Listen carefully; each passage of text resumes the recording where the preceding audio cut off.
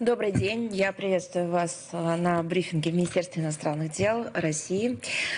Пресс-центр. С нами российские и зарубежные корреспонденты. Прошу прощения, что мы несколько сегодня с ним задержали, но хотелось, опять же, подготовиться ко всем тем темам, которые вы обозначили в качестве вас интересующих. А новостей поступает каждый день огромное количество. Начнем с графика министра иностранных дел России Сергеевича Лаврова. Так, 17 февраля состоятся переговоры главы российского внешнеполитического ведомства с его коллегой, министром иностранных дел Республики Сербия. Планируется углубленный обмен мнениями по российско-сербским многоплановым отношениям, взаимодействию. Конечно, ситуация в Косово и в целом на Балканах. Ну и стороны, естественно, обменяются мнениями по широкому спектру международных тем. Также 17 февраля министр иностранных дел России Сергей Лавров примет участие в церемонии награждения ведомственными наградами представителей региональных властей, российских общественных деятелей, руководителей территориальных органов МИД России в Екатеринбурге, Казани.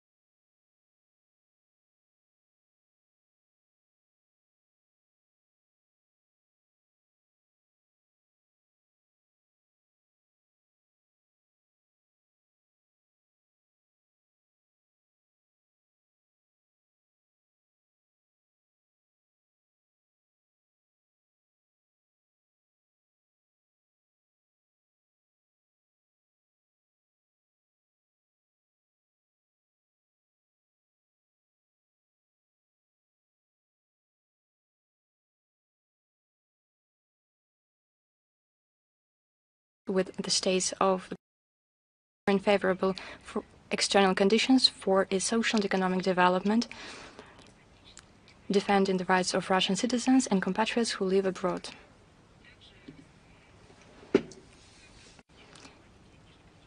A starting meeting of the G20 foreign policy chiefs within the framework of the first presidency of our friends and associates from South Africa is in the works.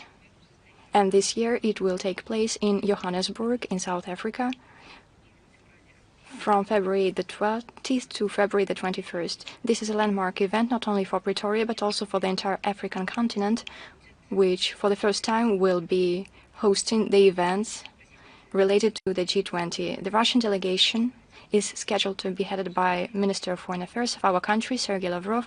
It is expected that the majority of members of this leading economic forum, as well as a wide range of invited states and international organizations, will be represented at a similar level.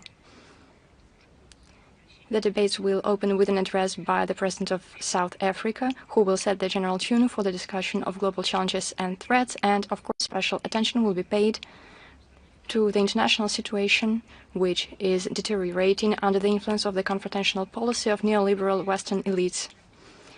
The parties will address pressing issues of integrity and effective functioning of the global economic system, and the priorities set by South Africans are designed to stimulate economic growth, reduce inequalities and imbalances, ensure equitable access to finance for the countries of the Global South.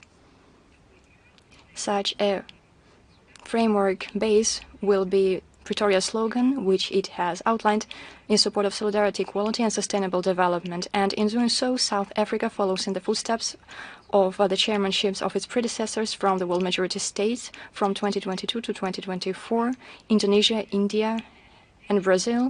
This refers in particular to the G20's significant contribution during this period to strengthening the foundations of a multipolar world and democratizing global economic institutions in the interests of new non-Western centers of influence, especially the newly enlarged BRICS.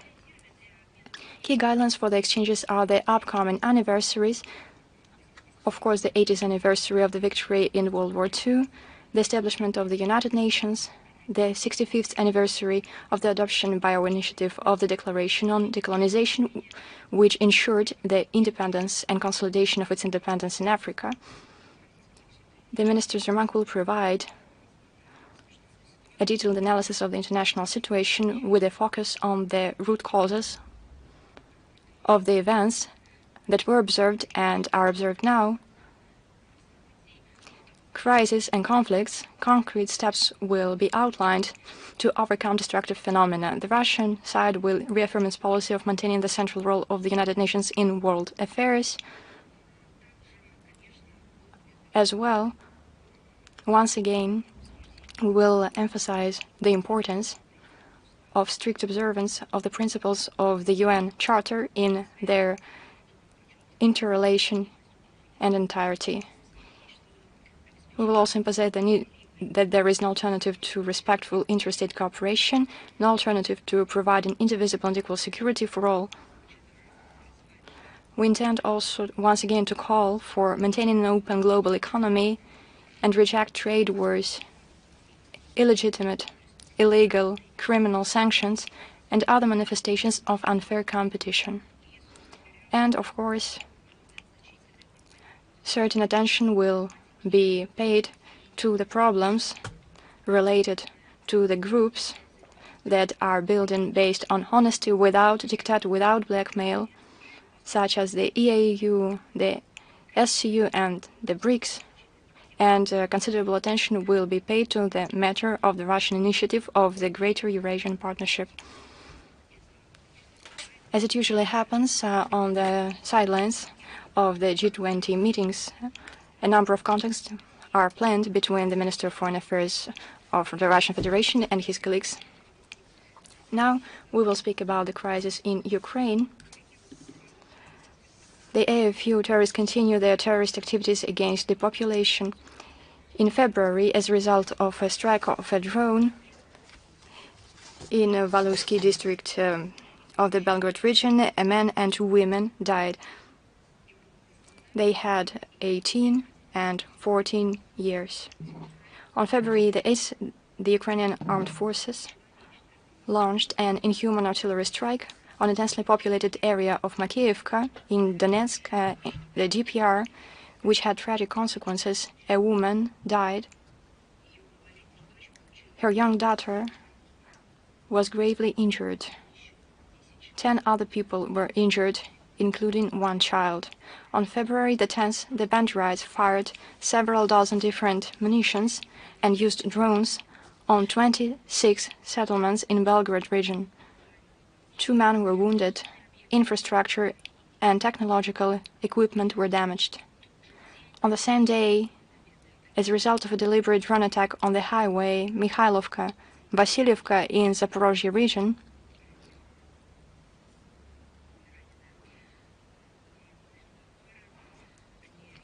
two elderly people were injured who traveled with their little grandson. Fortunately, the boy was unscathed. A resident of the liberated town of Novogrodovka, DPR, told journalists about how the AFU militants cynically used him to check for mines. Just imagine, to check for mines in residential premises. A child had, as was intended by the bandits, to become a human detector of whether it was possible to walk through that territory or whether it was mined. What does it resemble? Only one thing. This is how the Nazis acted in the 20th century. This is how the neo-Nazis act in the 21st century. As Kursk region is being liberated, new atrocities by the Ukrainians are being uncovered. In a house in the Sudzhan district, a body of a tortured and murdered veteran of the Great Patriotic War was found. He survived the Nazis, but he could not survive the neo-Nazis. And there will be a retribution for all that. We have testimonies from the soldiers of the 83rd Independent Guards Airborne Assault Brigade who liberated at the end of January the village of Nikolaevo-Daryino in the very same Sudzhan district of the Kursk region. Its residents were used by the Ukraine Nazis as human shields. They were deprived of assistance, were subjected to abuse. In the end, the Ukrainian armed forces monsters killed almost all the men. Only one man miraculously survived, and several other women from the village who were evacuated, as well as him, recounted the details of these horrific events. The world thought that the Belarusian village of Khatyn is the very alarm bells that should prevent people from forgetting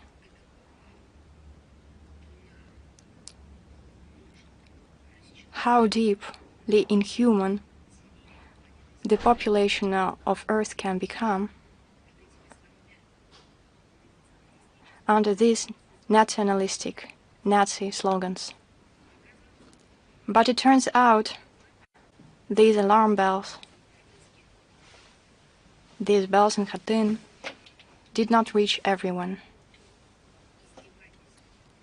The abuse, the atrocities, the crimes that are being committed against civilians in the Kursk region by neo-Nazis of the Kiev regime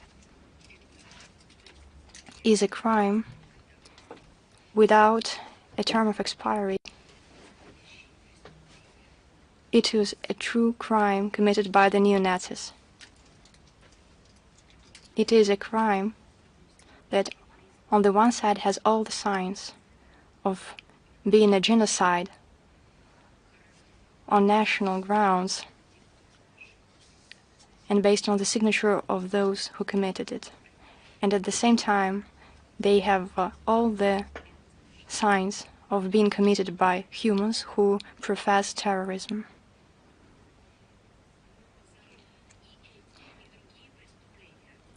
But the neo-Nazis will be punished for these and other crimes. Russian courts continue to sentence Ukrainian neo-Nazis and mercenaries for war crimes. A life sentence in absentia was given to the commander of the 138th Anti-Aircraft Brigade of the Air Command of the AFU, Dieman, on whose order on February 23, 2024, a missile attack was carried out against the farm Trudovaya Armenia in the Krasnodar region. As a result of the terrorist attack, 10 people were killed. To 13.5, 14, and 14.5 years in prison in absentia were sentenced mercenaries from Georgia Tornike Okropyelashvili, Gvanse Gelashvili, and Valikoy Zoria. I would like to note that the flag belonging to the so-called soldiers of flag from Georgia was found by law enforcement agencies in the basement with brutally murdered residents of the Kursk village of Ruskaya Porechnya. We spoke about this crime by the Kiev regime in detail at a briefing on January 31st this year. 13 years and 9 months and 14 years in prison, respectively, received Latvian and Lithuanian so-called legionnaires Zygmars Ronis and Albertas Glazaukas. They fought in the battalions of Carpathian Sich and the Kastus Kalinowski Regiment. All the perpetrators were put on international wanted lists. Russian law enforcement agencies continue to work to bring Ukraine Nazis and foreign mercenaries to justice for war crimes and other crimes. And by the way, every time we speak about these crimes, and every time we speak about the punishment that awaits their perpetrators, and we will continue to do so, we can see how these Western leaders rubber stamp decisions to support the Kiev Nazis with money and weapons, how they contribute to crimes against humanity. And they will not escape responsibility for their actions.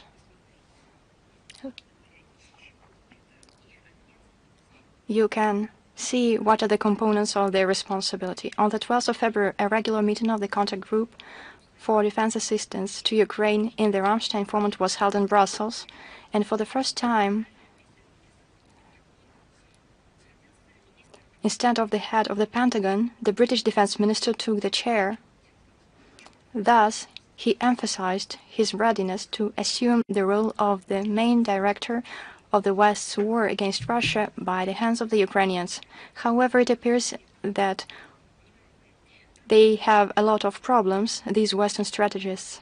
This castling should be considered only as an element of a chess combination, as on February the 6th, former Deputy Assistant Secretary of Defense Jim Townsend stressed in an interview with Politico, Britain can coordinate aid to Ukraine, but he said there will be no money and thus no aid itself without the United States. There were rumors on the sidelines of Ramstein that its meeting on Wednesday turned out to be the worst for Ukraine. I don't know what is worse, not to supply Kiev with military assistance in the volumes Zelensky insists on, or to supply it. From Western point of view, it is worse, apparently, not to supply this assistance. We are talking about another thing. If somebody in the West has at least a little bit of compassion towards Ukraine as a state, towards Ukrainians as people, as residents of those territories, as citizens of Ukraine, then they should spare them and will not do everything in their power to destroy them all, because it is precisely the aim of Zelensky using this Western money. As part of Ramstein, only the British decided to splurge on aid to Ukraine, promising to allocate $186 million. For the Kiev, who is killing its own citizens, this is a drop in the ocean, because only to hold the front line every month it spends more than $3 billion a month. Simply count. Just make some calculations. Over 30 billion a year is what Ukraine would need, and how much buildings could be constructed for the citizens of Ukraine, how many schools, how many plants and factories, how much could be invested into new technologies, into the settlement of urgent issues, not only in the field of high-tech,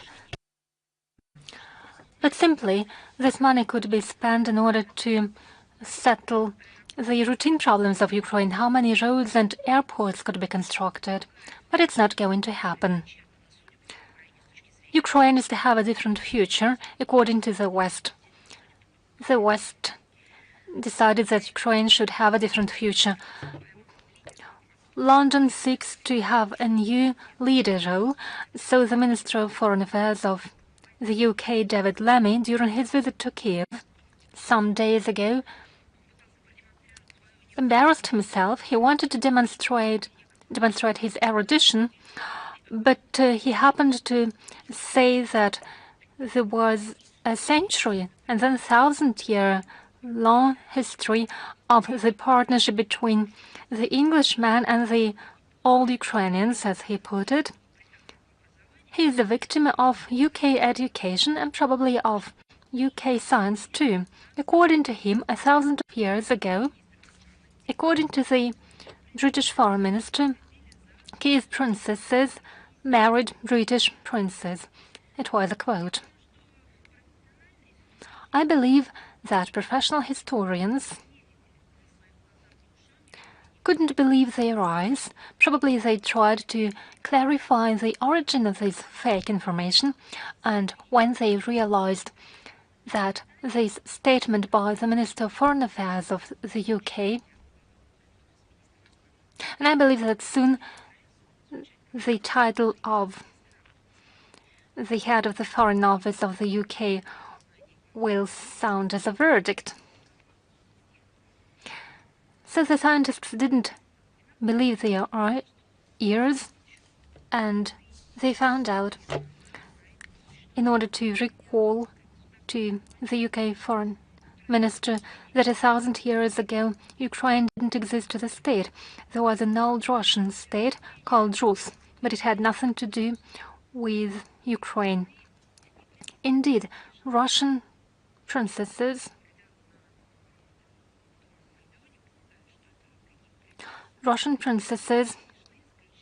indeed entered dynastic marriages. But the issue is, probably someone will inform Mr. Lammy about it, they never married Anglo-Saxons. On the other hand, it might be the case that what Mr. Lammy wanted to say, that all ancient Ukrainian princesses married.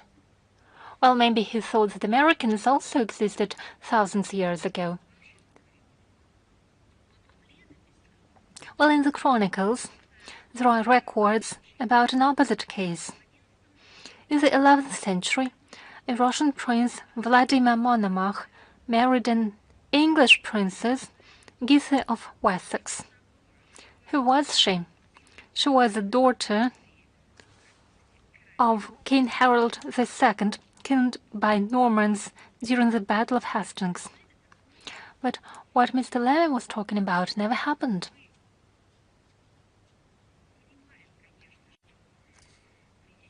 Of course, we understand that the British do cherish imperial ambitions, and they can speak about things that are non-existent, about things that have no historical evidence, about the histories of cooperation with their vessels, and apparently those vessels are ready to listen to anything. But what we see behind these chronicles is a simple political calculation. He wants to push the Ukrainian regime to continue the hostilities against Russia. But the people in Ukraine have been tortured by the Kiev regime to such an extent, they have been brainwashed by the West to such an extent that probably after they've heard these words by Foreign Minister Mr. Lammy, probably they believed it.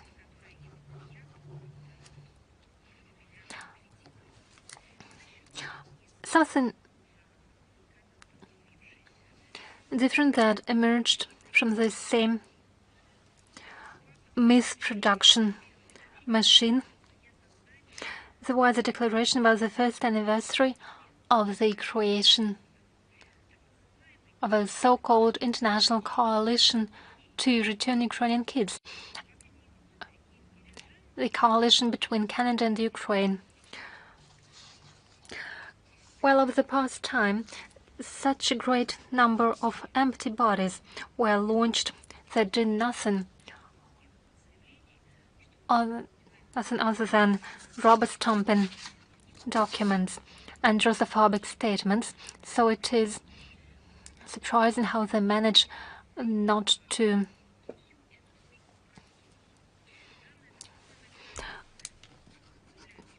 confuse these documents. The so-called coalition, according to its founders, contributed to the return of 600 children to Ukraine in 2024. It is something that they claim as evidence. But there are no grounds for no evidence. There is no evidence for these figures. So let's try to find out what is behind these figures. Let me remind you that in Russia there is a clear algorithm that was developed by the special representative of the President for Children's Rights, Madam Lvova Belova, with cooperation with the Ukrainian side and with facilitation of international mediators such as Qatar, Vatican, and International Committee of the Red Cross. As a result, 87 children from 69 families reunited with their relatives in Ukraine in 3 countries, and 15 children from 10 families returned to their families in Russia. So we are not talking about hundreds of children. Why did the Ministry of Foreign Affairs of Ukraine intend to speak about hundreds of children? Even if they were talking about other minors, there have been checks, and it was established that they never separated from their relatives. They entered Russia together with their family members, and in some cases they didn't move anywhere. They are simply considered by the Zelensky regime as deported persons because they live in the territories that reunified with Russia following the referendum in September 2022. It is obvious that these children in these territories no longer have anything to do with Ukraine. But let's get back to this figure of alleged 600 children who have been returned home. Whom are they talking about? Why are they talking about these hundreds of children? I've shared with you the Russian statistics. These statistics are regularly provided by Madam Lvova-Belova. So why are they talking about hundreds of children? I can assume that they are talking about the children who were taken out of their families in European countries, in the countries of the European Union. But let's state it clearly. In August 2024, the National Service of Ukraine reported that it counts 430 such children, and we have grounds to believe that in reality the number of such cases is much greater. That's how you should present these facts. Hundreds of children who've been separated from their families have nothing to do with Russia. They are spread all over the Western countries, NATO countries. We hope that all these children will be indeed returned to their families, but Russia has nothing to do with it. Let Brussels deal with it. Let Brussels report to the international community why and how it so happened that in their territories there are minors who have been separated from their parents. Probably it would be meaningful and reasonable once the Kiev regime and its masters in the West keep referring to the International Court of Justice, International Criminal Court, probably they should raise this issue about the separated children with the International Criminal Court. And something that alarmed the world.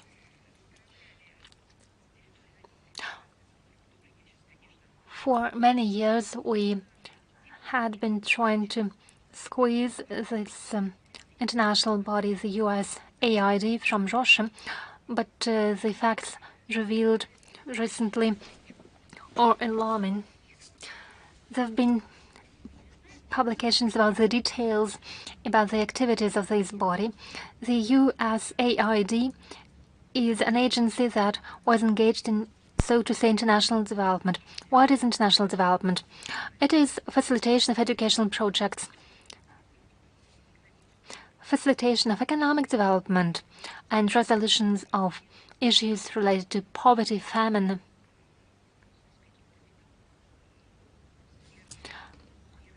and probably something related to security. But what did USAID do in Ukraine? Look at the figures provided by the U.S. Department of State. From 2021 to 2022, the Ukraine track was a priority one for the agency. It accounted for 21% of all of its assistance, worth $30.6 billion US. So let's see where this money went to. The lion's share of entire funds, $24.1 billion US, was aimed at maintaining the so-called macroeconomic stability. It was done in coordination with the World Bank. However, in the context of a growing real deficit of the budget of 40%, only 21% of real needs were covered. So even Kiev regime had questions regarding the efficiency of this assistance. Imagine the US allocated money, sent it to Ukraine, and they did understand that it was not an effective tool to resolve the economic problems. So why did they continue to do so? Why didn't they spend this money for something useful? The answer is simple: it is a corruption scheme. But the agency had enough time and money for different initiatives. The Ukraine information field was free from any alternative points of view. According to WikiLeaks,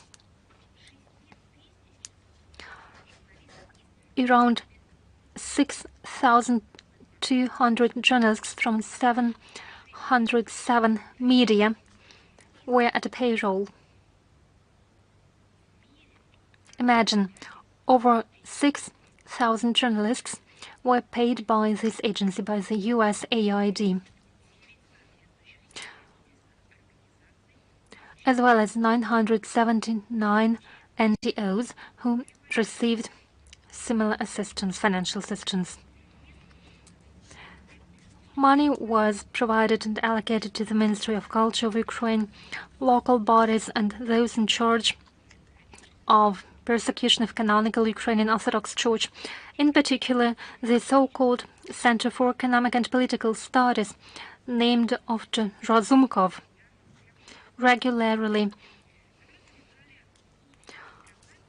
issued sociological studies pointing to the support of the Ukrainian society of the schismatic Orthodox Church of Ukraine.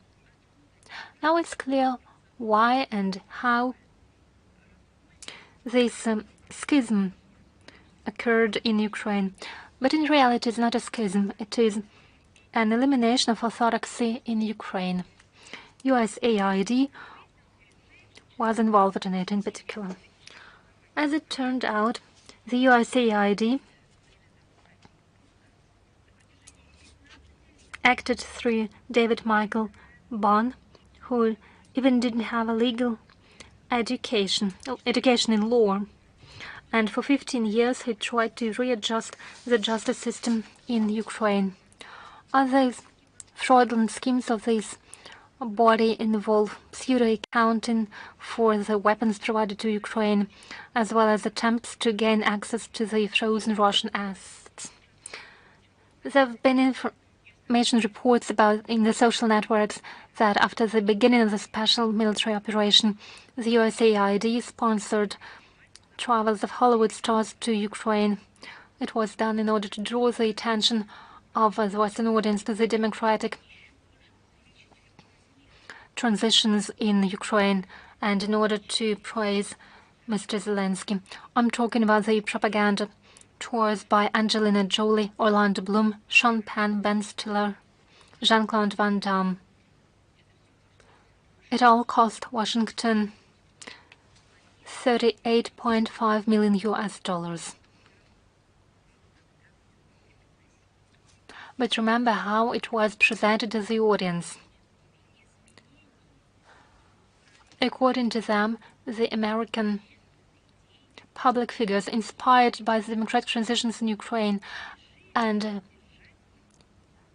sympathetic with the Ukrainian peoples wanted to support it with their tours, with communication and meetings. They tried to present it in a beautiful way. The international world community was witnessing these beautiful reports about fantastic tolerance that all these so-called stars that I have mentioned felt and translated into reality in the face of the atrocities experienced and suffered by the Ukrainian people. They've never seen these atrocities in reality. They didn't want to know that for decades, the Zelensky regime had been killing the people and eliminated the statehood of Ukraine. They persecuted people for their ethnicity. They banned national languages and made attempts to rewrite and revise national history. They couldn't see it. What they saw was the beautiful picture that the USAID paid them to see. You know, the name for those who love for money. Now let's talk about the ongoing funding from the US. According to the media, Ukraine continues to receive money that was approved by the previous US administration of Joe Biden. Mr. Zelensky tries to persuade the Western allies to resume the military supplies, and he stressed that the stop of these deliveries might lead to a situation when Ukraine loses its territories. How can he not understand that he's already lost his country and his people? Why? Because until that time, even early, Zelensky lost his conscience. Let me remind you that in September 2025, throughout Lebanon there was a massive explosion of pagers, and now we see that Kiev tries to take over the tactics employed by Israel. Tel Aviv admitted that this campaign with the pagers was a planned campaign against Hezbollah. Since that time, our militaries started detecting the facts of deliberate mining of furniture in the houses, in residential houses. Pieces of furniture were mined in the houses that were left over in the villages of Donbass. Explosive devices are incorporated into some pieces of furniture. And there are also recordings that spread familiar noises, such as calls for assistance. These calls are supposed to draw the attention of the people around.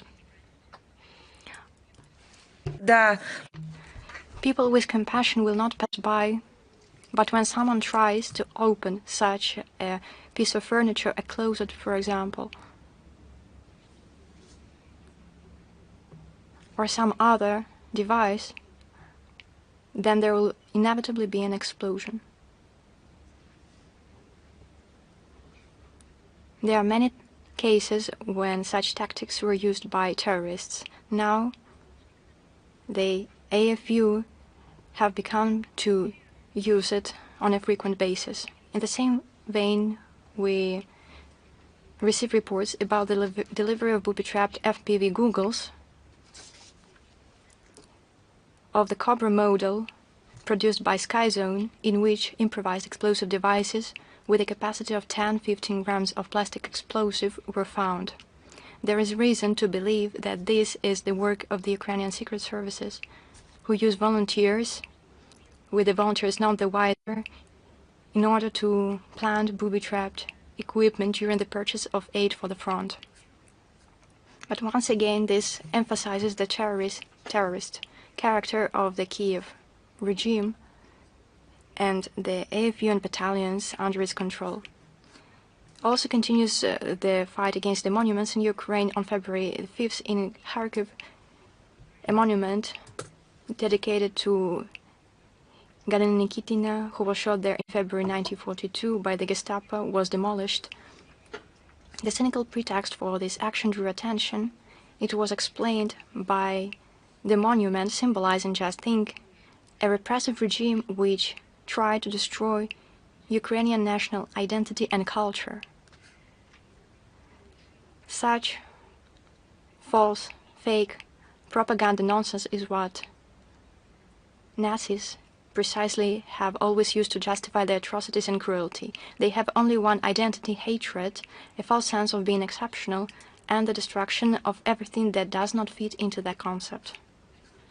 All these facts that I've mentioned all the things that we will talk about today, all this confirms the relevance of the special military operation to denazify and demilitarize Ukraine and eliminate threats emanating from its territory.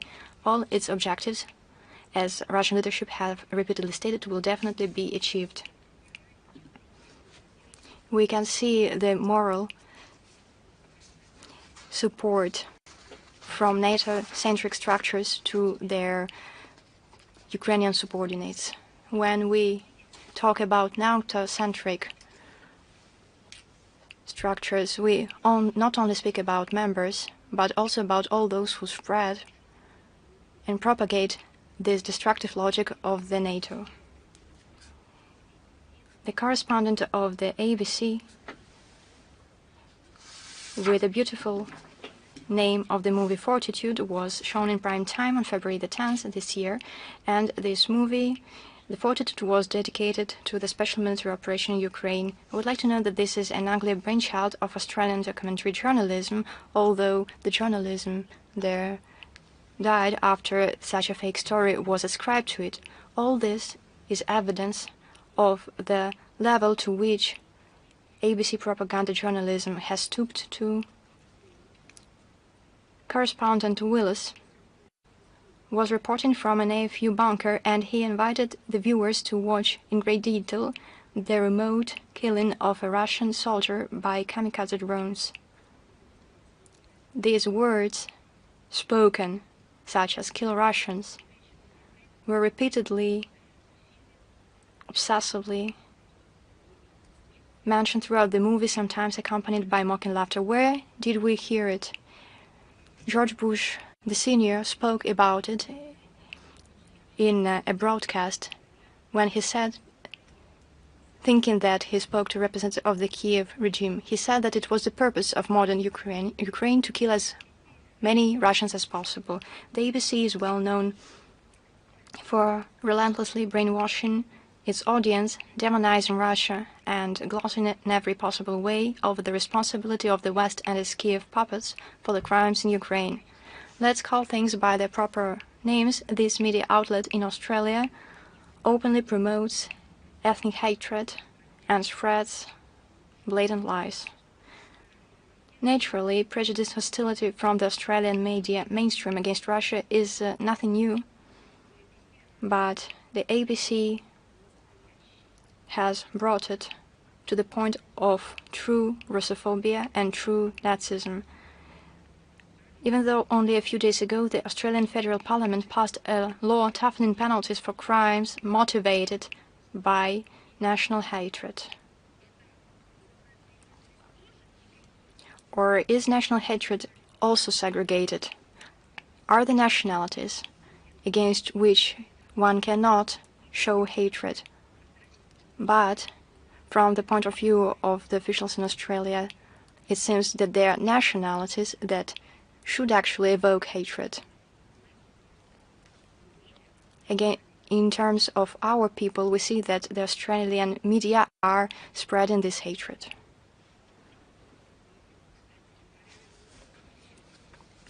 Another couple of words about USAID. This is a fantastic story. I believe books will be written and selections or even documentaries will be published, as well as reports and full-scale movies will be created about the topic of how, for years, this organization, USAID, lied to people and for money bought people who became conductors of lies, falsehoods, disinformation, and obviously committed crimes against conscience. Now we have been speaking about the actions of the USAID in Ukraine, its propaganda, its acquisition, bribing of people and journalists. It paid media, NGOs, and governmental structures, made judicial reforms. Perhaps this is not the most horrific act that the USAID has committed. I will now cite a number of examples that can be discussed in separate. In terms of horrific criminality, we are talking about military biological activities of the US outside of their territories. It was carried out under the guise of developing national systems of sanitary and epidemiological surveillance and countering threats of biological terrorism in different countries. Such dangerous activity, as you know, was being carried out in many countries of the world, including some states of the former Soviet Union, and a blatant example of the above-mentioned activities of the United States were the cases uncovered as a result of the special military operation of the implementation in violation of the Convention on the Prohibition of Biological and Toxin Weapons of the Pentagon's biological military programs on Ukrainian territory. We have spoken about it. The Minister of Defense of Russia spoke about it. Brilliantly, this topic was covered and expounded on by the Chief of the Radiological, Chemical and Biological Defense Forces of the Armed Forces of the Russian Federation, Lieutenant General Igor Kirillov, who fell victim to a terrorist attack. A fundamental contribution to exposing the unlawful actions of the United States was made by the Parliamentary Commission for investigating the circumstances surrounding the establishment by United States specialists of biological laboratories on the territory of Ukraine. Its work resulted in the publication of a detailed report prepared on the basis of the full range of available sources, including documents seized during the special military operations, results of interviews with numerous witnesses who had information about the activities of the Pentagon and related institutes in the Ukrainian biolaboratories. The above-mentioned documents indicate in particular the involvement, once again, of the United States Agency for Allegedly International Development, USAID, in the implementation of U.S. military biological activities. USAID programs were used to finance in-depth studies in Ukraine of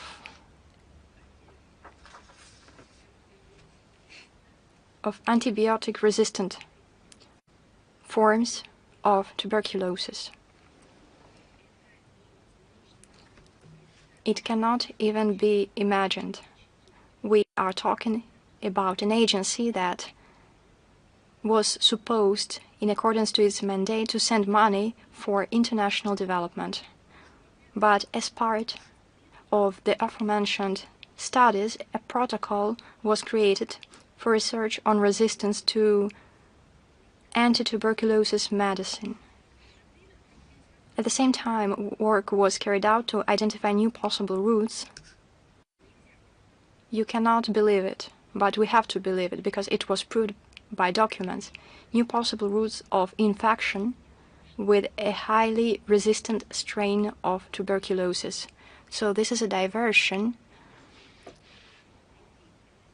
These diversive activities were carried out by the USAID in Ukraine. To clarify all aspects of U.S. biological military activity in Ukraine, Russia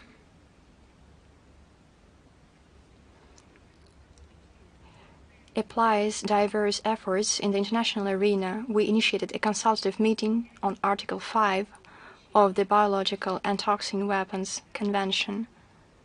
I would like to recall that it happened in September 2022 in Geneva, and also it was discussed on October 27th and November 2nd, 2022 in the UNSC and during the 9th Review Conference of the BTWC in December 2022. What do you think we heard in response? In response to our recent questions on the matter from the US, we heard nothing. We only saw how they tried to accuse us of misinformation and propaganda. Nothing substantial, as they are prone to say. Nothing corroborated by facts was heard. And what happens nowadays? Today, the US authorities themselves admit that Russian statements about the danger of US military and biological activities have turned out to be true. The recent comment from Washington about the involvement of the USAID in financing development of biological weapons only confirms the validity of our claims in connection with US biological military activities in close proximity to Russian territories. We hope that this information will allow us to get from the US, and I would like to recall that they are one of the depositories of the BTWC, appropriate answers to the questions we have raised, and will allow to resolve this unsightly situation and ensure that Washington complies with its obligations under the Convention. The things that American officials and public figures are concealing horrifies the very same people of America. This is the point of truth. This is the truth that the Americans are learning now about themselves, what they have been involved in by the neoliberal regimes, why taxes were collected and where they were allocated to, how destructive and mocking of their own principles and slogans was carried out under the guise of defending human rights, the new normal, tolerance, and democracy. Another example, Slovakia.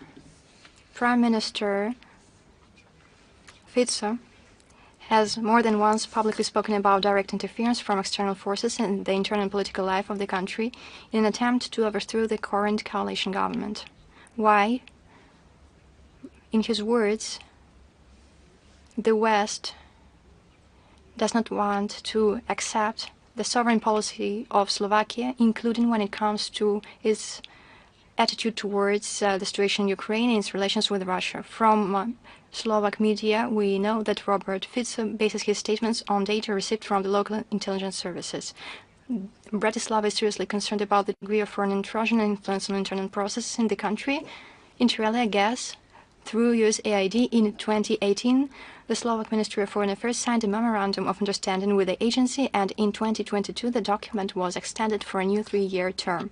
Robert Fico published in this regard an open letter he addressed it to the new U.S. administration, where he welcomed the decision to terminate the activities of the agency, whose resources, quote, were, among other things, used for political gain in Slovakia in order to deform the political system and support certain political parties.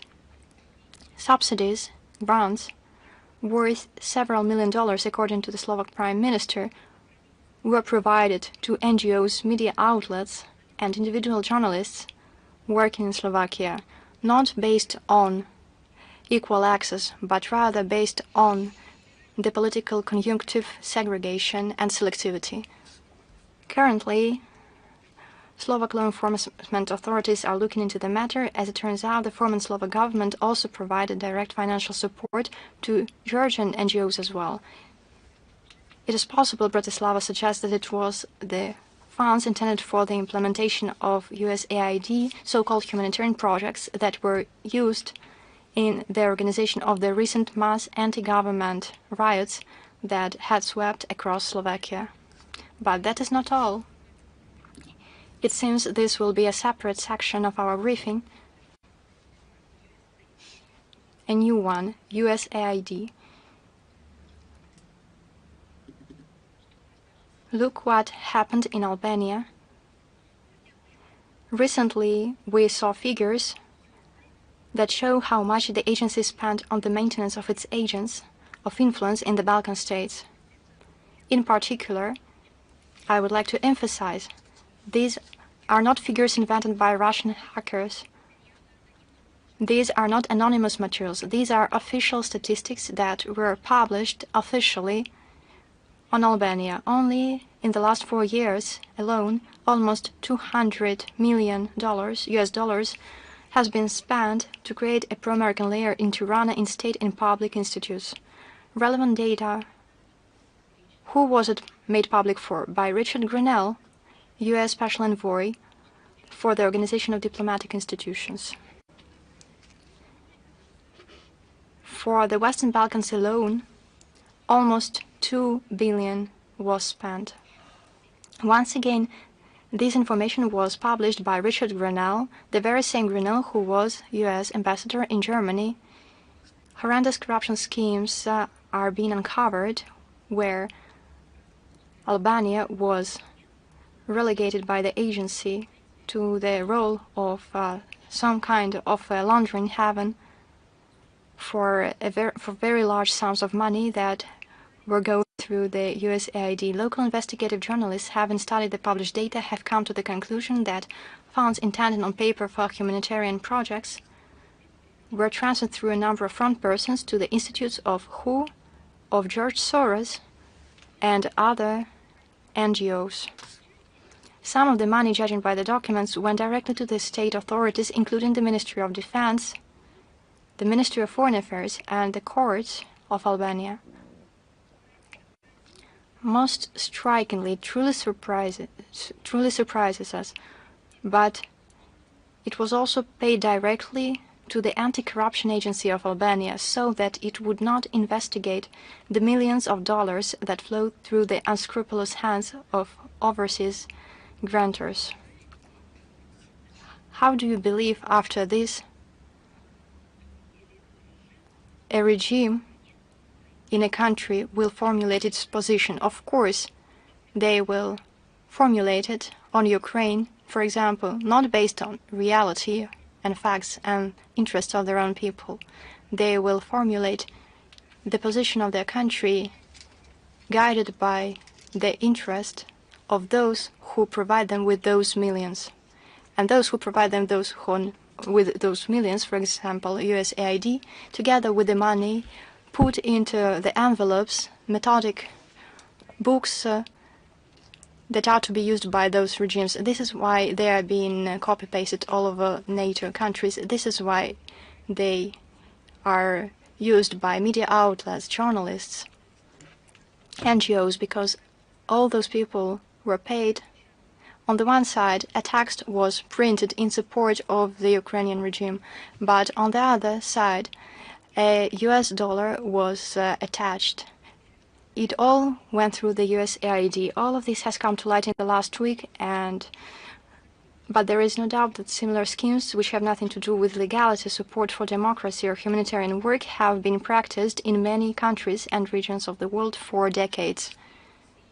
And this is the money of American taxpayers, and these American taxpayers had no idea what their taxes were being spent on.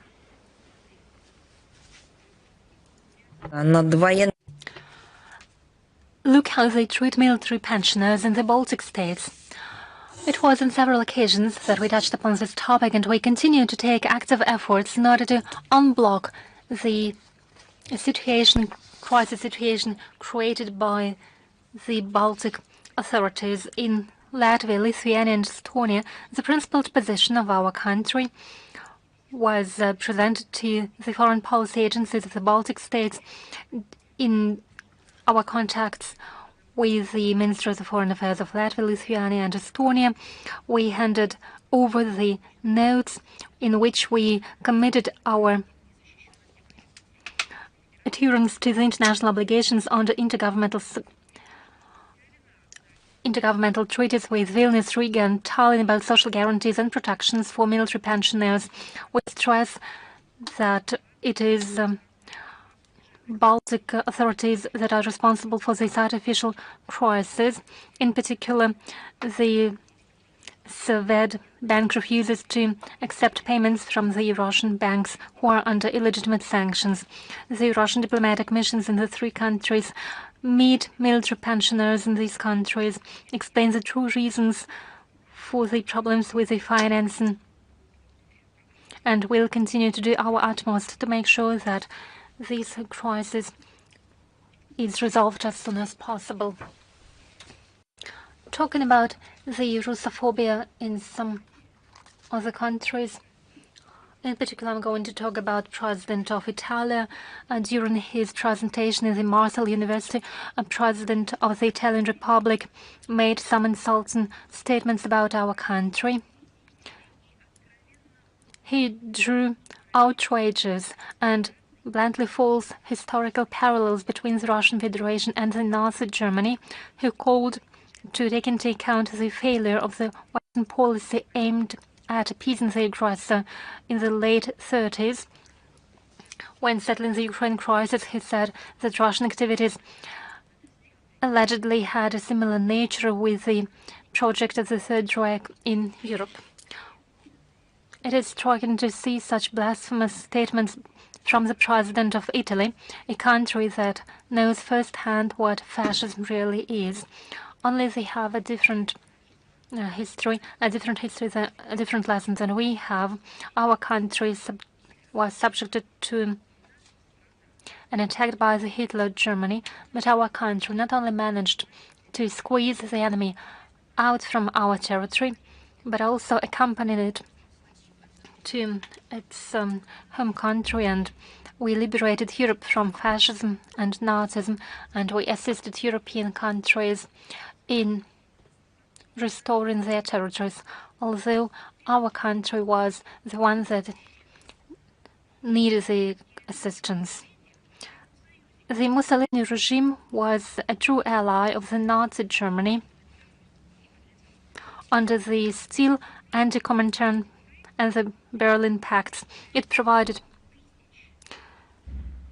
to the Third Reich 235,000 troops for the expeditionary force in order to conduct aggression against the USSR.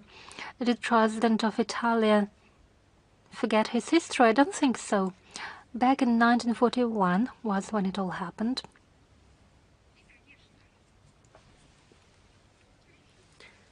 The then regime in Italy bears joint responsibility with the Hitler regime for the genocide against the Soviet people during the Great Patriotic War. President of Italy should remember that today Italy, together with other NATO countries, pumps the terrorist neo-Nazi Kiev regime with modern lethal weapons and supports the criminal neo-Nazi regime in all its crimes.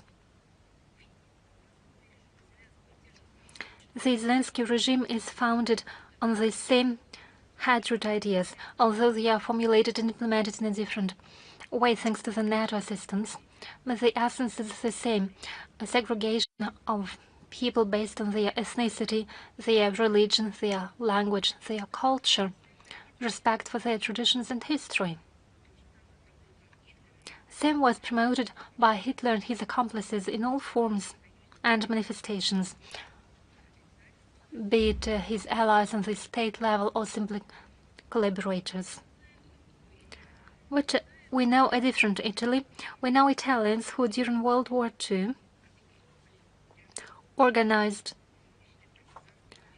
strong partisan movements and actively participated in these partisan movements. Thousands of Soviet people were partisans too. I'm talking about prisoners of war and deported civilians who fought together with their Italian compatriots against fascism and gave their lives in order to liberate Italy and their motherland. By various estimates, out of 12,000 of foreign participants of the Italian resistance movement, about half were Soviet citizens. Did Mr. President mention it? 13 heroes were awarded Italian state awards. It is shameful not to know an own history.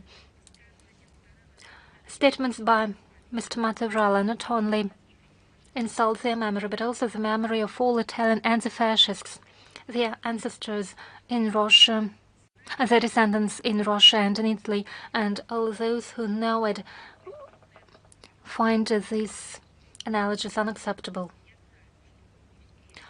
But I know that, to put it mildly, not all in Italy do share such odious assessments. On the 4th of February, in Rizon, the city authorities, together with the Consulate General of Russia in Genoa, held a 5th international conference entitled Peoples of the USSR and European Countries in the Fight Against Neo-Fascism during World War II. The event brought together Italian representatives who know the real history, not only those who cherish it but are ready to uphold the historical truth. Russia and Italy cherish the memory of Soviet and Italian heroes, partisans who gave their lives in fight against Nazism and fascism and all the crimes of the 20th century. Well, Russophobia is a true pandemic of a modern world. We regularly speak about cooperation between the Russian MFA with patriotic bodies, in particular the Russian Military Historical Society. Recently, there was a presentation of the publication entitled Black Book, A Brief History of Swedish and Finnish Russophobia. It is the 4th edition. It was prepared by the Russian Military Historical Society and is dedicated to the Russophobia in Sweden and Finland from the Middle Ages to the present time. It is a continuation in the series of publications by the Society. The exhibitions demonstrated in 2023 and 2024 near the embassies of Sweden and Finland in Moscow. I'll put it frankly.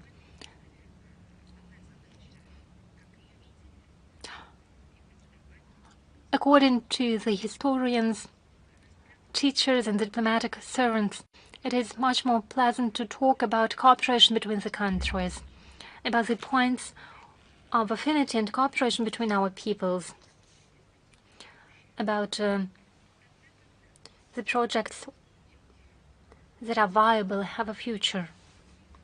But when we see such an attack against our country, everywhere, in all fields, starting from terrorist attacks and up to the attempts to revise history, to cancel us.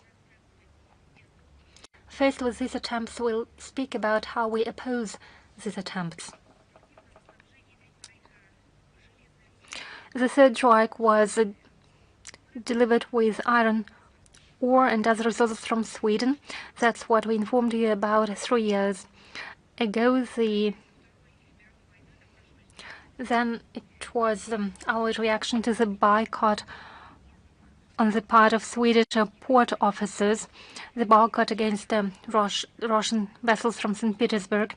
There were parallels to the situation during World War II. Now, thanks to the publication by the Russian Military Historical Society, we know that at least until 1944, the Russophobia pushed the Stockholm elites to support the neutrality policy that was favorable to Hitler and to try to push the border of the leadership of Helsinki tried to expand its borders eastwards and establish a greater Finland. We are sure it will be a true revelation about the crimes committed by the Finnish army, the facts of genocide. In the occupied territories, there were labor camps, and about half of them were Slavic populations.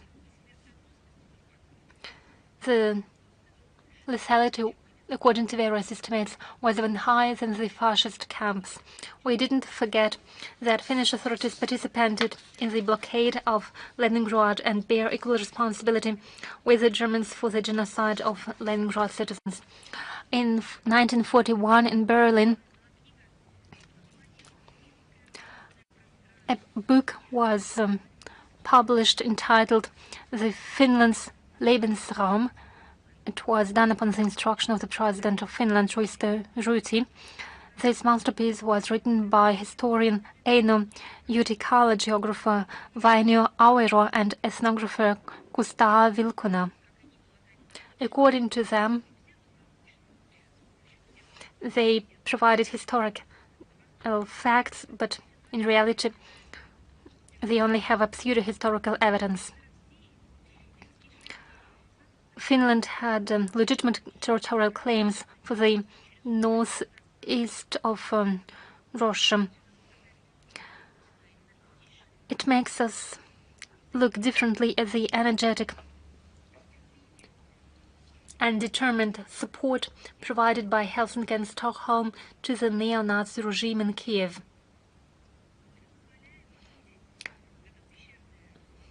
Thanks to the publication, we can see parallels with the primordial Russophobic sentiments from the previous centuries.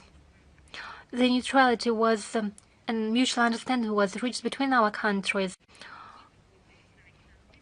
After World War II, however, the adjoining NATO killed this neutrality. We hope the publication will soon be translated into English. It is now available on our website. In this section, Historical Materials, you can see the publication Black Book, Atrocities by Banderovites in 1941-1945. It was published in 2022 and is translated into English. You can equally find a publication Black Book, Atrocities by Modern Banderovites and Ukrainian Neo-Nazis in 2014-2023. It is not translated into English yet. And you will also find a different publication entitled Black Book, Ukraine is not Russia, Ukrainian School Books of the 21st Century Methods and Mechanisms for Falsification of History. The publication analyzes the history books published in Ukraine. There are multiple examples which make it clear that school books are used in order to instill the ideology, neo-Banderovite ideology, on the children. The main of them is the desire to cross out, to eliminate from the history of Ukraine unpositive pages linked and related to Russia, and raise entire generations of young people in hatred towards Russia. You won't believe it, but it is an evidence, and there are proofs that, again, it was done with the use of the grants provided by the USAID and the Soros Foundation, and we have grounds to believe that their destructive mission will continue, and I assume those are not the last black books. But time will show at least the information, the data, the evidence that have been published in the most recent books about the publications made in the US about the activities of the USAID, bring someone to look deeper into the activities of the US and whether the US citizens need it. Another important historical topic. On the 13th of February 1945, one of the most brutal episodes of World War II happened. Hardly can Russia speak that something more brutal happened than the atrocities that took place in our country, how children and women were killed and villages were burned, how people were buried alive. But nonetheless, indiscriminate bombardments by Anglo-Saxon aviation against Dresden will always stay in the history. For 3 days in a row, 800 heavy bombers dropped high explosive and incendiary bombs on the city. As a result, 25,000 citizens died and the Dresden Picture Gallery was destroyed. Let me tell you, the masterpieces of the Dresden Gallery were restored by Soviet experts in our domestic museums. Step by step did our experts restore the masterpieces, only to return them to the German people. And we see how the German people thanked us. Well, definitely it's not the German people. It is done by those who implement the neoliberal policy. Unlike the Soviet commandment that spared the civilian population in the territories liberated, in Germany, the US and UK military commanders stick to a different ideology. As a result, Dresden, that didn't have any military significance, we all know about it and everyone knew it, was practically of the math, the attack against Dresden was a shameful act of air terrorism and massive destruction of urban citizens. This atrocity is comparable with the atrocities committed by Hitler. Washington and London tried to justify it as a revenge for the crimes committed by the Nazis. But according to some historians, the true goal was to demonstrate to the Soviet troops who the muscle in the air was and intimidate the USSR. Our so-called allies already then were considering now confrontation with the Soviet Union. The same logic led to the destruction of Tokyo and the use of nuclear weapons against Hiroshima and Nagasaki. Think of what happened later to Yugoslavia, Iraq, Libya and Syria, and now Ukraine, that fell victim to the NATO destructive mentality. Donbass, Novorossiya, their population has been eliminated by the Western weapons and with financial and military assistance of the West. The modern history science of Germany tried to forget about the tragic events of February 95 and shyly keep silent for political considerations about whose aircraft and upon whose instruction bombed Dresden. But it is not possible to conceal and rewrite history. And another date, Budapest was liberated from the Nazi invaders on February 13, 1945, as a result of the Budapest Strategic Offensive Operation 80 years ago. In terms of ferocity and duration of street battles, 108 days and nights, the battle for the liberation of the Hungarian capital went down in the history of the Great Patriotic War as one of the most difficult operations of the Soviet troops. It involved the Second Ukrainian Front, part of the forces of the Third Ukrainian Front together with the Danube military flotilla. On the side of the Red Army fought units formed from Hungarian servicemen, a volunteer regiment of Buda, a railroad construction detachment. The city was held by Hitler's troops numbering up to 188,000 soldiers. On October 28, 1944, the order was given to start the operation, and in less than a month, the Red Army forced the Danube, surrounded Budapest. The command of the front, seeking to avoid unnecessary losses as well as to save the city from destruction, on December 29, 1944, offered its garrison to surrender, but the Soviet parliamentarians were dishonorably killed. Ilya Afanasyevich Ostapenko's group, which had passed the surrender demand to Buda, came under mortar fire.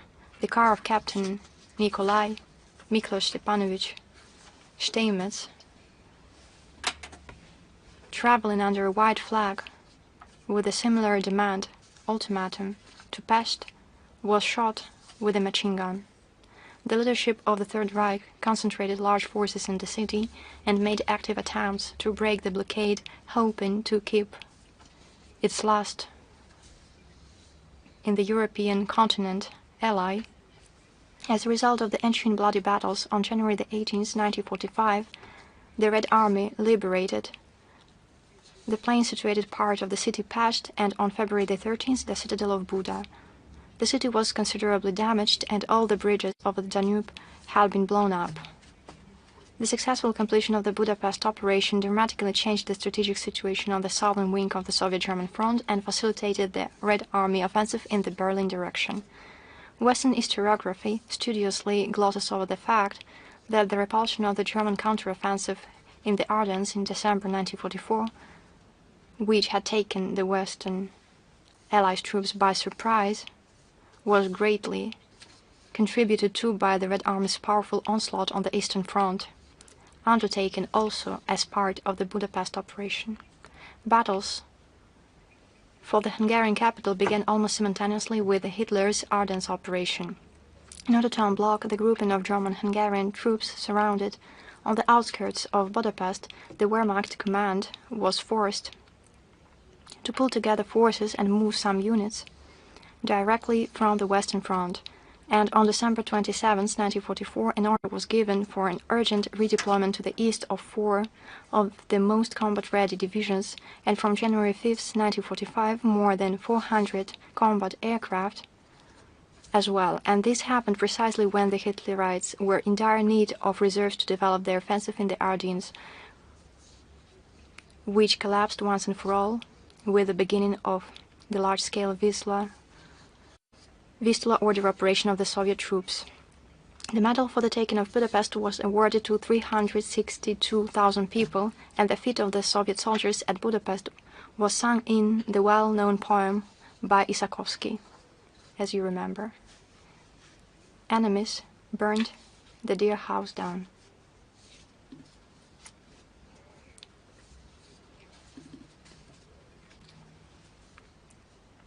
Even against the backdrop of this turmoil, horrific turmoil, the revision of history, twisting of historical truth, demolition of monuments to heroes, even despite all that, there are good news. On the 10th of February, in the professional holiday of Russian diplomats, the Day of the Diplomat, the MFA Glava announced the fourth open competition entitled Diplomacy Architecture. There are some changes, even though this is not the first time the competition has been held, but for the first time it will be held in an international format. Young and child artists are being invited from age 12 to 35 from all over the world, professional amateur students, college students, students of creative courses and schools. Everyone is invited. The topic of this competition is diplomacy through the ages. The participants have to use artistic methods in order to manifest their vision of the work of the Ministry of Foreign Affairs. Especially for the participants and all those interested in history of diplomacy, in March there will be a series of online meetings with professors of the MFA Diplomatic Academy, and we will convey the timetable and topics additionally. In the year that we celebrate the 80th anniversary of victory in the Great Patriotic War, we welcome the use as a source of creative search, first and foremost, the topic of the Great Patriotic War, but everyone is free in the implementation of their creative potential. We will provide details in the text version of the briefing, but I can say that the winners of the competition will be determined in 2 nominations. Children artists from 12 to 18 and young artists from 18 to 35 years old. In the nomination Teenage Artists, the jury will select 5 best works, and in the nomination Young Artists, 15 works. The winners, as well as in other competitions, be it literature, political, and so on and so forth, will receive awards from Glava UPDK of the Russian MFA. And I would like to draw your attention to the fact that works will be received for the competition until the 12th of May, and we invite media representatives to provide coverage for this event. And now I'm ready to answer your questions. Is Международная жизнь here? Yes.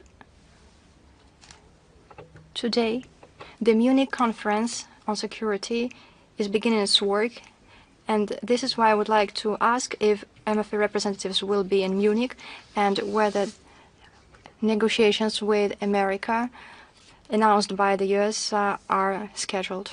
I would like to say, first and foremost, that Russian officials have not been invited to the Munich Security Conference. This decision was made some years ago. This is a politicized decision, a strange decision. The representatives of the MFA, as well as other Russian institutes, bodies, will not be present at the conference. I can tell you this with certainty. I reiterate and remind you, in this and in other years, after the start of the special military operation, Russia has not received invitations for this event.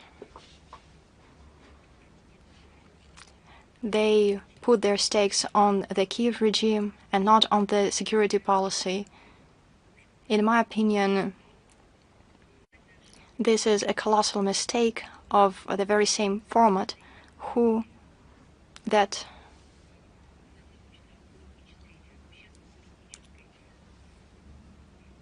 from a political, social, analytical activity body has turned itself into a tool of carrying out absolutely destructive policies for European security. This is a very strange story, but it resembles the story about a snake that has not only bitten its own tail, but also has begun to devour itself. If they wanted a platform to criticize Russia, then perhaps they could spend a little less money, simply put on a microphone, and everyone could spit as far as he could.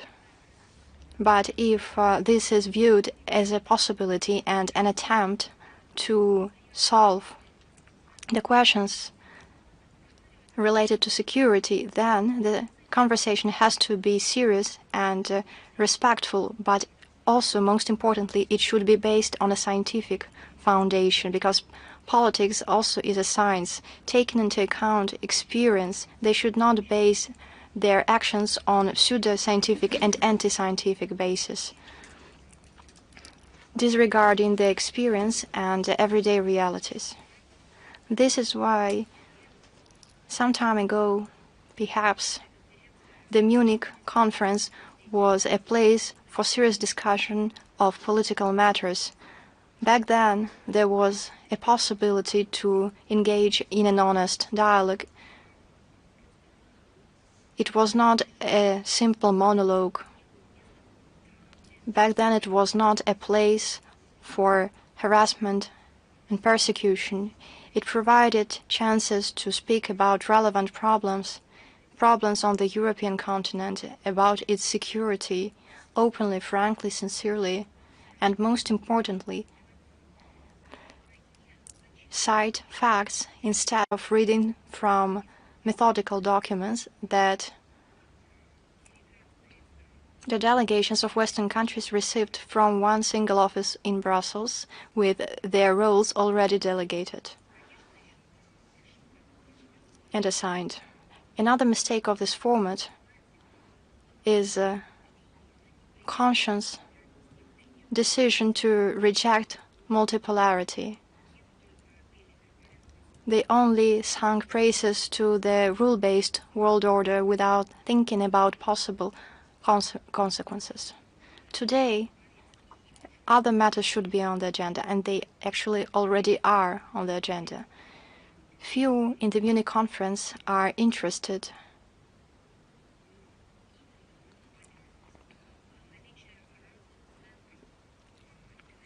multipolarity, multiple centers, economy flagmans, centers of economic development, centers of civilizational impulses. These are the topics that should be discussed, not how to put a chair under Zelensky so that he could proclaim one thing or another. Only narrowly specialized experts are interested in how the neoliberal layer of the West tries to survive in the modern world, which is something that was propagandistically spoken about in the report prepared for the conference. Today, once again, I reiterate, other matters demand deep study, as well as another perspective: Eurasian security, overcoming new neocolonialistic practices, how to democratize relations, building a sustainable and just world order based on the existence of various centers of power in the world, creating a new architecture of international organizations. This is the agenda that is interesting and in demand. This is a priority for our country, for our partners in the global East and South, for the global majority. The major part of global expert debate is not carried out in the Munich conference, but in other platforms. If there was something that they could analyze, if they want to focus once again only on themselves, showing some egocentrism, then they could direct their attention to the USAID, for example, as an agency for international development, has become a terminal to pay for toppling regimes, interfering in internal affairs, and destabilizing situations. The Valdai Forum is an interested platform held in Russia, International Minsk Conference on Eurasian Security. Sebamias in the Emirates, the Forum in Antalya in Turkey, the Forum in Qatar, and other international forums. There is no smoking in the hall when someone is speaking about important matters that have divisive views on. There are no bribed participants that start to shut doors, start to shout or perform when they come to the tribune, when speakers propose to be closer to the real agenda and events. There is a culture which came, by the way, after holding such forums as the Munich conference. It did not survive in Munich, but it got preserved in these other platforms. The culture of dialogue, respect is being cultivated. Real problems are discussed instead of imaginary ones. These are the true politological platforms. Thank you. You said that the Munich conference is, in particular, being used in order to showcase Zelensky. It seems that he has used this opportunity because, first and foremost, at the conference he presented the new crimes committed by the Russians, the alleged strike by drones against the Chernobyl nuclear station. He also mentioned Bucha and other cases. In your opinion, is he trying to use the same trick as before? There is no doubt that Zelensky would not come empty-handed to the Munich conference. The hands of the Kiev regime are not only blooded, but they also have to be constantly occupied by new shiny toys to distract the attention of the international participants. And the Munich conference remembers many such shiny toys. Poroshenko came with them as well. Zelensky introduced, by the way, sanctions against him recently. I would like to recall what was that Poroshenko came to the conference with, because it was a truly memorable event. One time he came with a part of a bus or a trolley. Do you recall? One time he came with a number of passports. Now Zelensky comes not with artifacts, but he seems to have upgraded the stakes. On the other hand, maybe it is a new law for him. He comes with a performance that is corroborated by provocations. I would like to remind you of this. We will use the materials of media outlets. Last year, before Munich, before the Munich conference, there was a provocation when there was a strike against a children's hospital in Kiev, and this provocation he brought as a starter for his new demand for money and attention. This time, and we have repeatedly said that, Kiev will repeatedly attack nuclear facilities because he considers civil nuclear infrastructure as a dirty nuclear weapon and professes nuclear terrorism. This time, this provocation was prepared. Is there any doubt for anyone that these provocations were planned by Kiev? there is no doubt, there can be no doubt, because every time, in order to lobby, to force through new weapon supplies, and first and foremost money, because everything is based on money in the Kiev regime and its relations with its Western masters, in order to lobby all those things and attract social and public attention to the matter, to convince the international community, to give the opportunity for media, Western media outlets to organize the necessary events. Before an artifact was needed, and now a performance is required, horrifying, bloody performance, and most importantly, a dangerous one. But is there anything that can stop the Kiev regime from conducting such terrorist acts? They carry them out constantly, regularly. Can you recall how effectively was frustrated at a certain stage the visit of IAEA experts to the Zaporozhye nuclear station, and what for? In order to allow the Kiev regime to strike against this facility and use this topic in a practical dimension. This is something very obvious. We constantly draw the attention to these matters. We cite facts. We understand that, unfortunately, for now, the Kiev regime has the corresponding weapons and will continue to use the nuclear topic, nuclear stations, nuclear installations, as a tool to blackmail the international community. And precisely this should become a topic to be discussed at the Munich conference, taking into account that it deals first and foremost with European security. Thank you. And another question, if you allow, from another region. On the 7th of February in Tokyo, events were held dedicated to the so-called Day of Northern Territories, as they call the Kurils. How can you comment upon these events? I believe there is nothing new in what happened on the 7th of February. I believe that this is the event you are speaking about.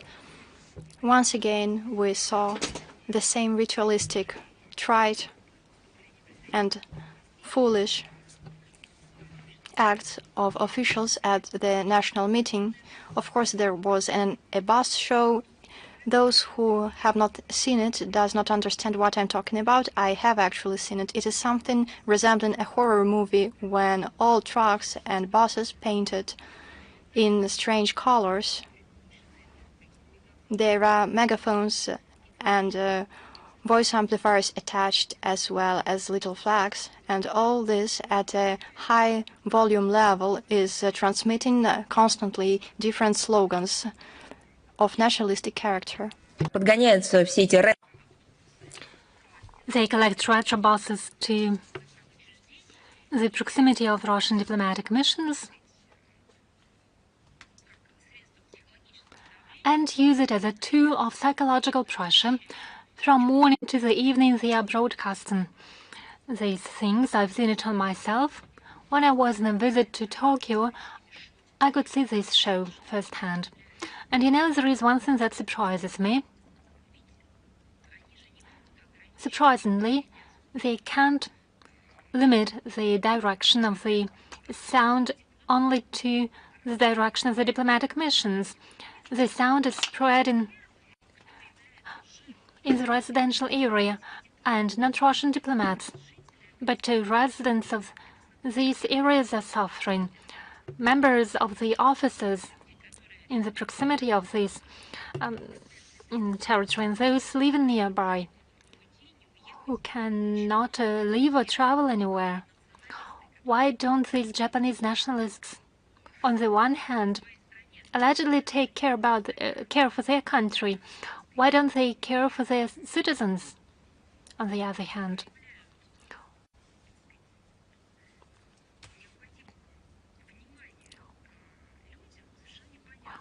So I can't understand why they don't care for their own residents.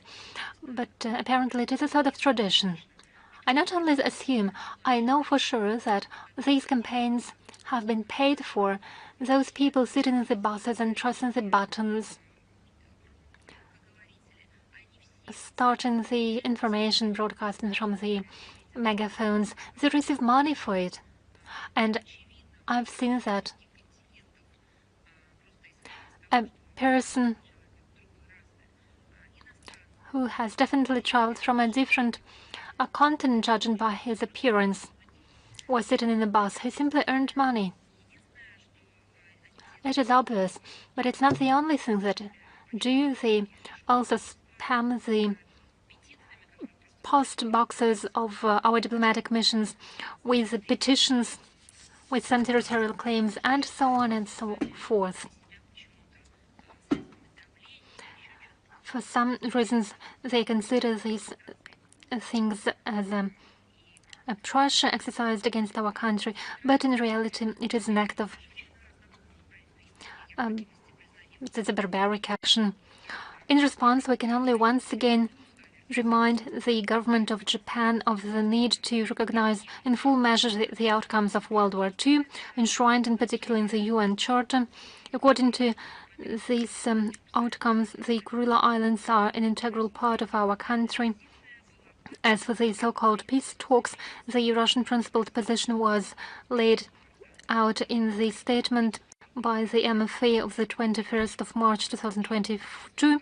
We see no prospects for a dialogue regarding a fundamental document which would lay a foundation for the lasting good neighborly relations in the context of our unfriendly policy pursued by Tokyo.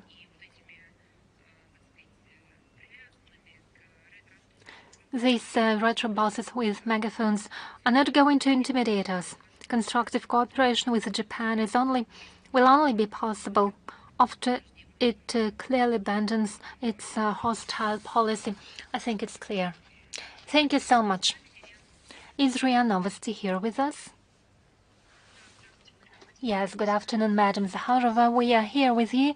We have 3 questions to you today. First question is regarding Moldova. How would you comment on this statement by Madam Sanjay that the authorities don't receive credentials from a new ambassador of Russia because of the disrespectful statements against the Republic of Moldova? How would you comment on it? Well, she seems to link the treatment of our ambassador to the statements from Moscow. But in this vein, probably we should treat the Moldovan ambassador in Russia according to the statements made in Moldova. Well, if she wants to see it happening, she should say it explicitly. We have to state that the ambassador and the embassy of Russia in Chisinau are facing a discriminating treatment on the part of Moldovan authorities. It is discrimination. It can't be justified by any disrespectful statements for a number of reasons. First, because Moldovan officials regularly publicly insult our country, and we only respond to them. We only respond. I would suggest Madam Sand an experiment. Let her have spent 2 weeks without insulting, without disseminating fake news against Russia.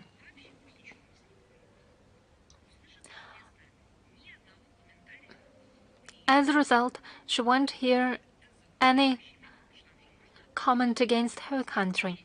Well, in some way we have to explain what is truth and what is fake. Let her conduct such an experiment, and she will find out that this rhetoric is simply a response to the insulting and fake statements by Moldovan officials against our country. And she is the first one who makes such statements. Second, although we do hear outrageous, insulting statements against our country and against the historical truth. There have been so far no hindrances to the work and operation of the Moldovan ambassador and embassy in Moscow. Talking about parity, probably they should develop this logic. Let me remind you that the current ambassador of Moldova entered Moscow in 2022, and in just 3 weeks, he handed over his credentials to the ministry.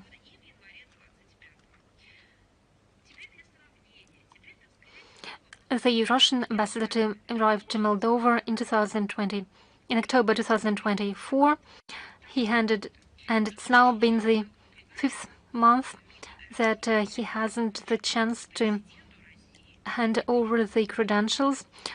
Just to compare, the current ambassador of Moldova entered Moscow in March 2024, and the next day handed over the copies of credentials to the MFA, and the originals were presented to the president in September 2022. We hope the Moldovan authorities will demonstrate maturity and reconsider its treatment of Russian ambassador in accordance with the principle of diplomatic reciprocity. And question number 2. Yesterday, the Russian ambassador was summoned to the Moldovan MFA, allegedly because parts of Russian drones were discovered in Moldova. How would you explain us what happened in reality? We reject such allegations. They are groundless. Drones are used by the Russian armed forces against military targets and related infrastructure of Ukraine. There can be 2 explanations for the drones found in Moldova. Explanation number 1, they could have been collected on the contact line and simply thrown to the Moldova territory, so it might be a provocation by the Kiev regime. They don't even fear to attack nuclear facilities, so collecting parts of the drones and transporting them somewhere would not be a problem for them. Second possible explanation, fragments of the drones could fall down in Moldova as a result of indiscriminate use of Ukrainian air defense systems and radio electronic flight systems against Russian drones that targeted military infrastructure of Ukraine. The Russian side respects the sovereignty of the Republic of Moldova and the security and safety of its citizens. It's something our ambassador tries to inform the public in Moldova about, and recently Moldova denied a visa to France denied a visa to Russian journalists. How is the situation evolving? Well, indeed, Russian journalists, and I'm talking particularly about a journalist by Komsomolskaya Pravda newspaper, faced unfriendly measures. More precisely, he was denied a working visa. Well, definitely we understand and we assume that such things might happen, since the state has the right either to grant or to deny a visa, but other states too have a similar right.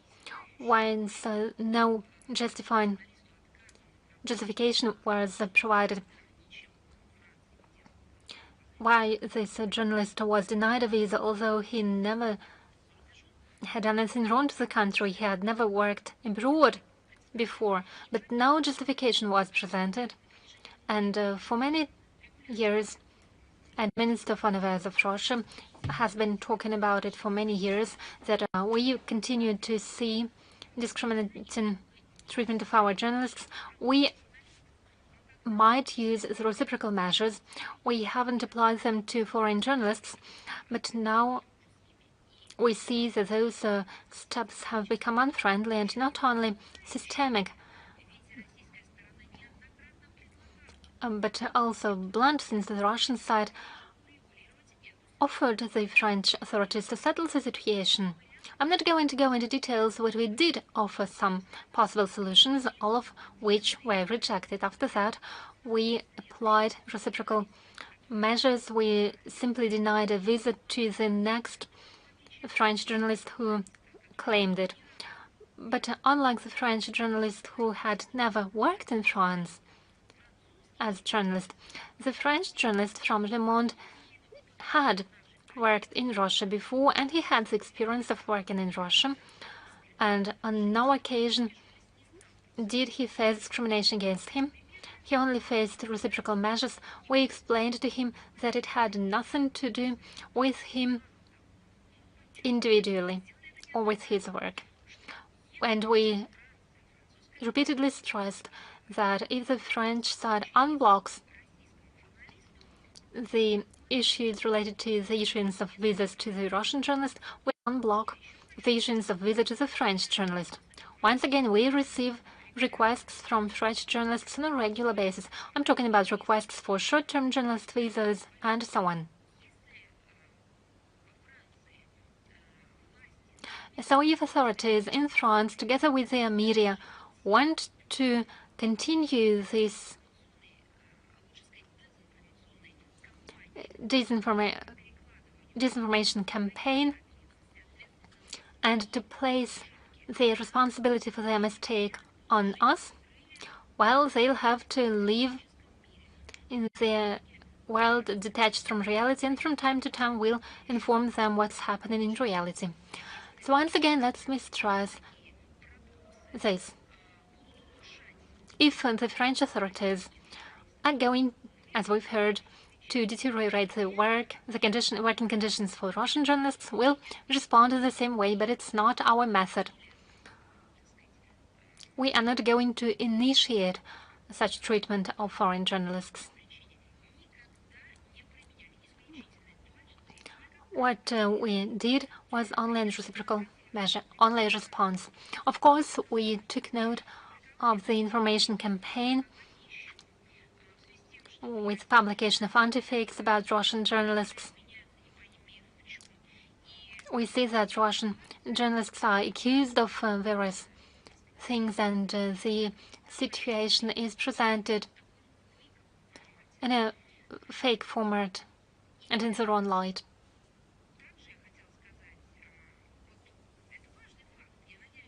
It is important, and I hope that some of French journalists might write about it. The French embassy in Russia denied a visit to the journalist of a Komsomolskaya Pravda newspaper, and even after that, the Russian side proposed its solutions to the situation. We sent several notes. We proposed mutually acceptable solutions. But when all proposals were rejected, these measures of response were taken. Thank you, Madam Zakharova. Thank you. We move on. Is Russia Today here with us? Yes, good afternoon.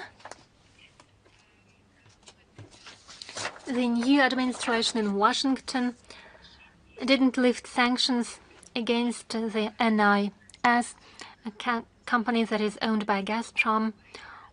What is the current stage of negotiations on the petroleum industry of Serbia, or briefly NIS, in the light of the US sanctions and the expiry dates? And does Russia have red lines on this topic? Thank you. The problem with the US sanctions against NIS does exist. Negotiations are ongoing among the sectoral and respective bodies. That's all from my part. I have nothing to add so far. Thank you. Is Izvestia here with us?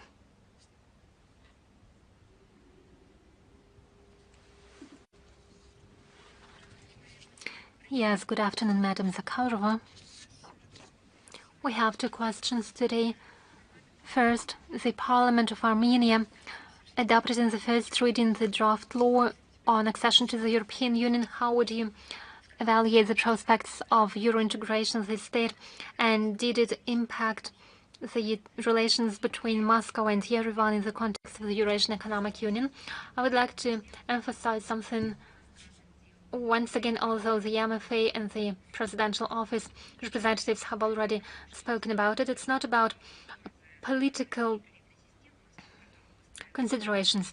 The thing is that all regulations and tariffs applied in the EU and the Eurasian Economic Union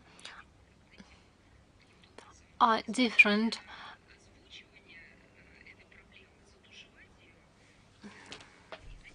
So it's not possible to ignore the problem.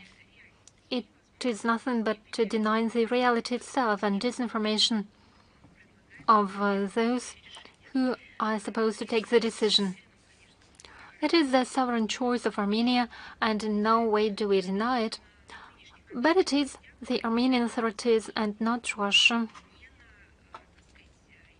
not the Eurasian Economic Union, that bears the main responsibility for informing the population about all consequences of the steps they are planning. They have to understand it.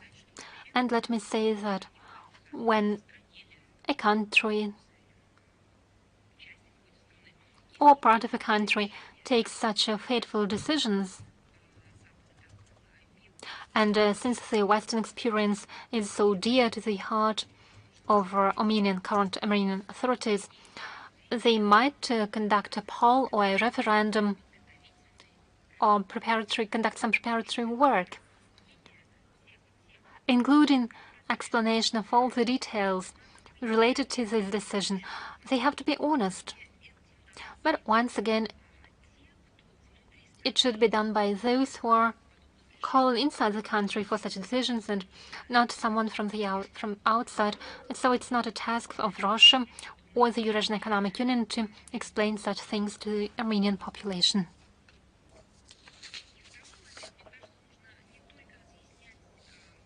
And my second point, not only should they explain the details about what's going to happen, but they should also speak about the experience of other states and draw specific examples of how it happened in the modern history, simply to provide the people with a full picture. Thank you. And my second question, how could you comment upon such a sharp turnabout in opinion of the former president of Finland, Sinistio, towards Russia, in particular in the context of what he presented in his report in October 2024, entitled Safe Together, Strengthening Civil and Military Readiness of Europe, where he expressed radical assessments of the policies of our country, which allegedly poses an existential threat to the security of Europe. The very formulation of the question is laughable, because if the US president openly, publicly stated that had it not been for the previous president of the US, nothing would have happened in terms of the situation in Ukraine. Do they not hear all those things? Also, here we should recall all our reasoning in this regard about multi-hour interviews given by Russian president, explanations provided by all our agencies, ministries, experts, the etymology of crisis, and to talk about Russian aggression is something that can no longer be done. And another aspect, if such a radical, complete metamorphosis is taking place, such a complete turnabout in reverse, a U-turn in one's position of a concrete person, then this is the person that should be asked that question. When was he lying? Back when he was a president or when he was no longer president? Because when he was president, he said different things. Now suddenly he has changed his opinion. If he lied when he was the president of Finland, then he should answer to the people of his country, whom apparently in that case he has been fooling. He should explain himself to the people. if right now he is saying those things and is lying right now, in that case as well, he should explain why he is doing that. To be frank, I believe that this is not a question that should be addressed to us. This is a question to him. Thank you. Do we have China Media Corporation with us? Yes. A lot of things have been said about it today. We have 2 questions. Last week, US President Donald Trump stated that he is interested in signing with Ukraine an agreement on receiving rare metals and other resources in exchange for weapons supplies. What do you think about that? I believe that everyone knows, and the current US president has never tried to conceal it, the fact that he treats everything in terms of business and benefit. This is his credo, and I believe that he is very consistent in this regard. He spoke about it during his electoral campaign and when he was implementing his duties. I believe that this is a commercial proposal. It is better to ask him about it, but I can comment upon the response of Zelensky. Zelensky instantly said that he promised to consider the project in an accelerated manner. It seemed that everything was about to be agreed upon, but for Zelensky, I would read Ukraine's constitution. There is an interesting article, Article 13 in the constitution. Perhaps this is an unlucky for this matter, an unlucky figure for this matter, but we cannot omit words from the text of the constitution. Ukraine's constitution, Article 13, quote, "The territory, the soil, the air, water, and other natural resources that are within Ukraine's territory, the natural resources of its continental platform, exclusive sea economic zone, are objects of the property of the Ukrainian people. On behalf of the Ukrainian people, property rights are being exercised by state authorities and local authorities within the defined by the Constitution. Every citizen has the right to use the natural objects of the property right of the people in accordance with the law. This property is binding, and the property should not be used to cause harm to people and society." Perhaps this formulation in the article, every citizen can use the natural resources. Perhaps, since there is no mention again of Ukraine, he believes that any citizen of any country can make use of those resources, since they have problems interpreting text sometimes.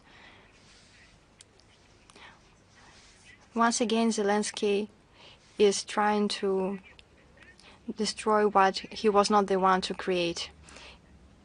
Right now, we have to recall that this is the acting constitution of Ukraine. And another question about the Munich conference. On the eve of the event, a report was published, the Munich Report on Security 2025. It is dedicated to multipolarity. The report states that the tendency towards multipolarity in the world is an irrefutable fact. The Munich Security Index was also simultaneously published, which shows that the people in the countries with emerging economy believe that the new multipolar world would be more just and peaceful, but at present some Western countries artificially divide the world into blocks, form small circles, erect small internal walls, and are trying to break contact, which leads to a further fragmentation of the world. What do you think about the possibilities and challenges related to world multipolarity? Let me cite an example. Only now, in some sentences, very vague, the authors of the report you mentioned for the Munich conference mention the creation and consolidation of a multipolar world, even though before they had been constantly talking about a rule-based world order and the world multipolarity, and expressions related to multipolarity were not used in political terminology. They were obsessed with the narratives that they received from Brussels. At the same time, Russia and China, when do you believe, spoke for the first time about multipolar world? Somebody may say 5 years ago, others may say 10 years ago.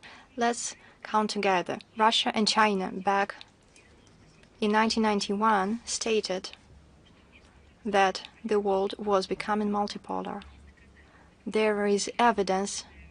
These were not simple formulations made by experts.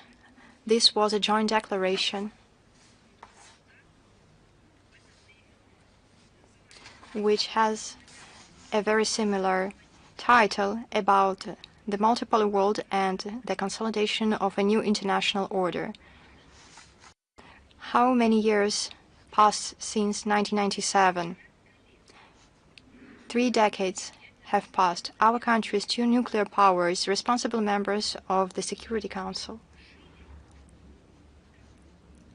have been living in accordance with the ideas pronounced publicly and followed the obvious tendencies related to multipolarity. And all our 2 powers have done was done in order to develop and follow up on the philosophy that they shared with the whole world. What were the experts at the Munich conference doing? They were speaking about the exclusivity of some, the hegemonism of others, about a rule-based world order of the third parties, though it was unclear whose rules and how they were created. They spoke about everything but not about multipolarity, because there was not even a platform that could be recalled nowadays where these topics would be discussed. This is the answer to the question who is honest and who is spreading fake news. There is evidence. In these 3 decades, considerably grew the number of states that share this point of view. This is how they see the paradigm of development in the 21st century. The first 15 years of the 21st century has already passed. The first quarter is over, almost, and the Munich Security Conference has yet to understand what is the vector of the planet's development this century. A quarter of a century before the eyes of the very same participants has already concluded, and they are just recalling this right now because they were denying reality. They did not want to see the facts. They were reviewing history. They were occupied with other things. They were trying to use these platforms to substitute international law with their rule of the strong. But it did not happen because this is an idea that has no scientific corroboration. And now, urgently, they are trying to draw up different reports on multipolarity. And what a horror for them. The new US president is saying that from one center of power, they have no intention to rule over the planet and the rest of the universe as well. Because of these new words, now their narratives are being rewritten and reviewed, as well as their concepts, very urgently and quickly. 30 years they spent to invent what does not exist. Let us continue. The very same concept was consolidated as an official position of a number of international groups such as SCO, BRICS, with which NATO structures did not even want to have anything in common. They did everything in their power to minimize in other platforms for those groups to work in full force. Why? Because they were busy with the ultraliberal agenda, with the chimeras of ultraliberalism that, in their view, should penetrate every part of the world. The movement of the world towards multipolarity, and here we also need to say the following, is something that was repeatedly mentioned by Secretary General of the UN, Antonio Guterres, on the 79th session of the General Assembly of the UN. He spoke about it. Polycentric world order does not mean a fragmentation of the community. Multipolar world order is a common interconnected world where, without hegemony and many models of development, the space for opportunity is growing for mutually beneficial cooperation.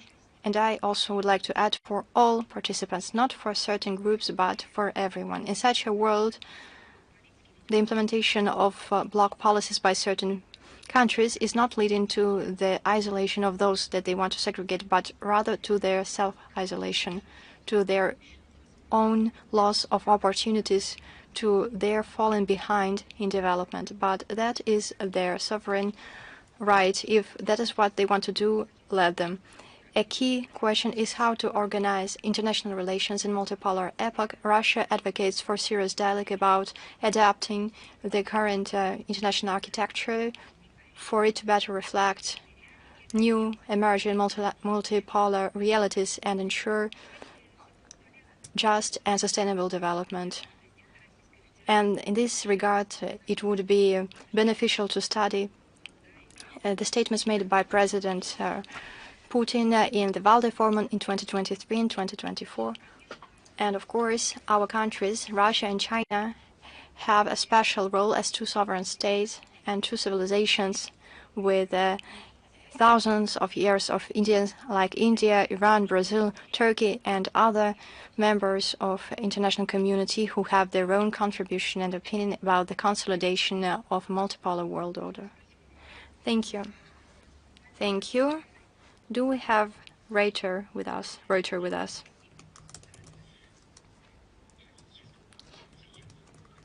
If you allow me, I would like to ask you for clarification about your answer to a colleague from Международная жизнь about the Munich conference. You said that officials from Russia would not take part in the Munich conference. But perhaps the Russian delegation is in Munich to participate in negotiations with the American delegation announced by Donald Trump. Is that true? If you are talking about the Munich Security Conference, I have already answered. We have not received invitations to that conference, and without invitation, we cannot come to the conference. I have said nothing new. This is something that logically follows from the fact that we were not invited by the Munich conference. We cannot accept an invitation or deny it if there was no invitation. If you are speaking in general, whether there are people from Russia in Munich, well, then that's not a serious question. And it is impossible to answer. Are the Russian representatives in Germany? Of course, our embassy is there. What exactly is your question? I wanted to ask you to confirm or deny Trump's statements that today in Munich there will be negotiations between Russia and US on Ukraine settlement. In order to confirm or deny of US President's words, you should address, if you are in Moscow, US Embassy in Moscow. If you are not here, then official American institutes. This is the first thing. The second thing is the administration of the president repeatedly has stated that teams of negotiators, groups of negotiations is something that is being worked on, and relevant clarifications have already been given. I do not believe that I have to repeat this, but once again, I would like to emphasize this is the prerogative of the Russian president to make such decisions, and they will be conveyed to the public through the administration of the president, and if there is such an order, then also conveyed by the ministries who have the relevant jurisdiction. I would like to once again reiterate that you can look at the statements given by the administration of the president. They are exhaustive. I have all the quotes right here. I see how masterfully the same question is being asked every time, but the essence remains the same. This is the decision of the president, and once it is made, it will be conveyed to the public. Thank you. And another question, which we prepared for this briefing at the outset, negotiations regarding Russian servicemen in Syria. What is the stage they are at? What new terms are being made by the Syrian authorities, and if these terms are acceptable to Russia? We have repeatedly stated that we seek consistent active development of ties between Russia and Syria. In different fields, our contacts with Syria are meant to put into practice the opportunities that exist in bilateral cooperation at the current stage. Also, the parties are speaking about the matter of Russian military presence in Syria. At the current phase, we should abstain from public comments because this work is ongoing. Thank you. Thank you. Do you have Rudolf with us?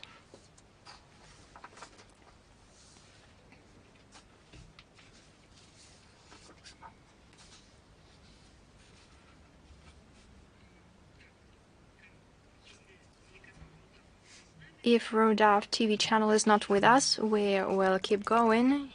Do we have here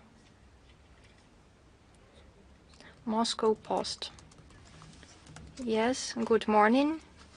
We had two questions, but we will no longer ask one of them because you have already in detail commented upon the Munich conference. What will be the reaction to the alleged capture of Russian ships in the Baltic region and attempts to legalize these acts of piracy? Вы знаете, Well, I think we've repeatedly discussed this topic. Our reaction to the seizure, yes, and the plans of legal assessment of these acts of piracy.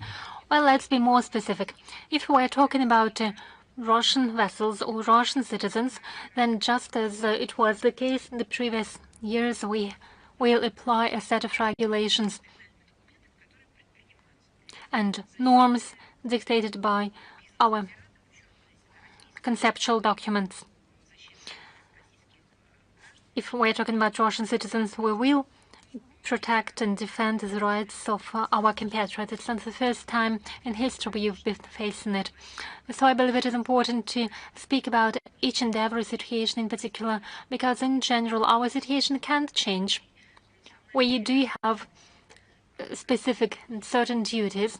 If you have a specific question on a particular situation, we'll comment on it. Thank you. Let's move on. Is Rudolf probably already here with us? Well, if it's not the case, is Anadolu here with us? Yes, good afternoon. Anadolu is here. We have two questions today. First, what is the position of Russia regarding the negotiations between Israel and Hamas that have stalled? And what do you think of the threats by President Donald Trump against Hamas? As for our position, we've already outlined it, and I can't repeat what we said earlier. We believe that strict adherence to the agreements you've mentioned are a key to normalizing the situation in the Gaza Strip and in the area of Israeli-Palestinian conflict in general. At this stage, I wouldn't give any principled or detailed assessments of the outcome and the results of implementation of the first stage of arrangement, because it is to expire and to conclude by the 2nd of March. As for the time being, there have been mutual accusations, there have been problems and hindrances, but none of the parties has abandoned it. In Doha, new indirect contacts between the delegations of Hamas and Israel took place. Probably they can be considered as continuation of the negotiating process. We hope there will be lasting negotiations and there will be a lasting ceasefire in the Gaza Strip, and the way will be paved to the settlement of the Palestine problem.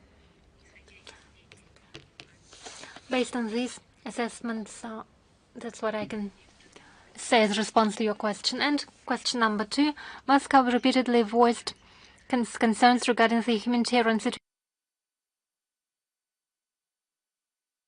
in Gaza. What's your assessment of the current humanitarian situation in Gaza Strip, and what steps are you taking to settle the humanitarian crisis? Is Russia planning, has it already provided some assistance to the Gaza and in the restoration of the territory, and if yes, in what form? We've always said that the situation in Gaza is an unprecedented humanitarian catastrophe in terms of its scale and impact. The number of those in Israel killed, wounded, or missing in Gaza has already exceeded 160,000 people.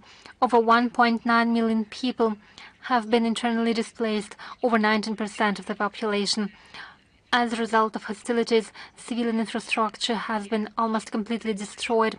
According to expert estimates, most of the territory will not be suitable for living there. I'm sure you know about these assessments. Despite the ceasefire agreement, there are hindrances for the supply of humanitarian assistance to Gaza. As a result, those who stayed there are suffering from malnutrition and lack of elementary medical services and routine assistance and a spread of dangerous diseases. Russia was among those countries who promptly responded to the situation. Since October 2023, we provided over 800 tons of cargo through the Egyptian Society of Red Crescent.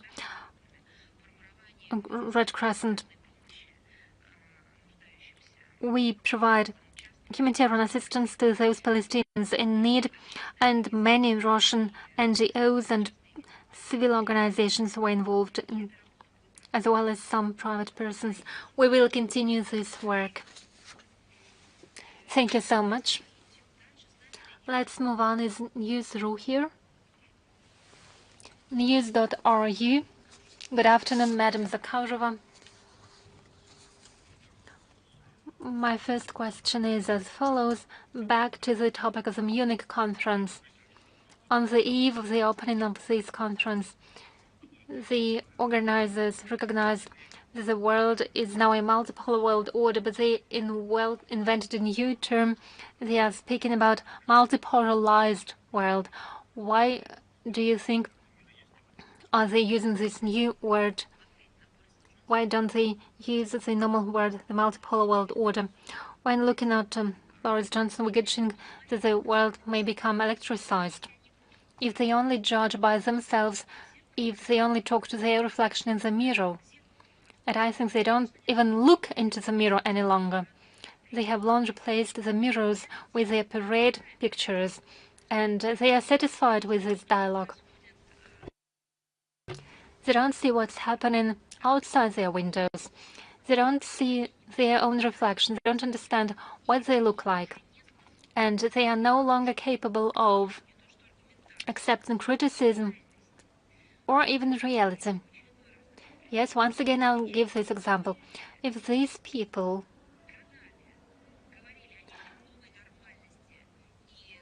had been talking for years about some new normal or multi-genders,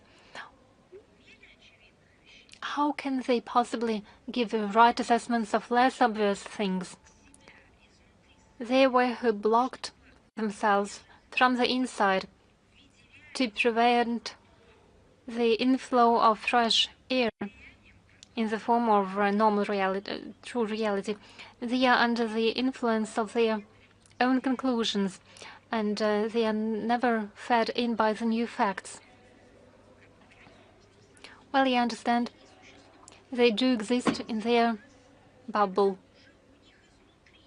Now, when from the inside,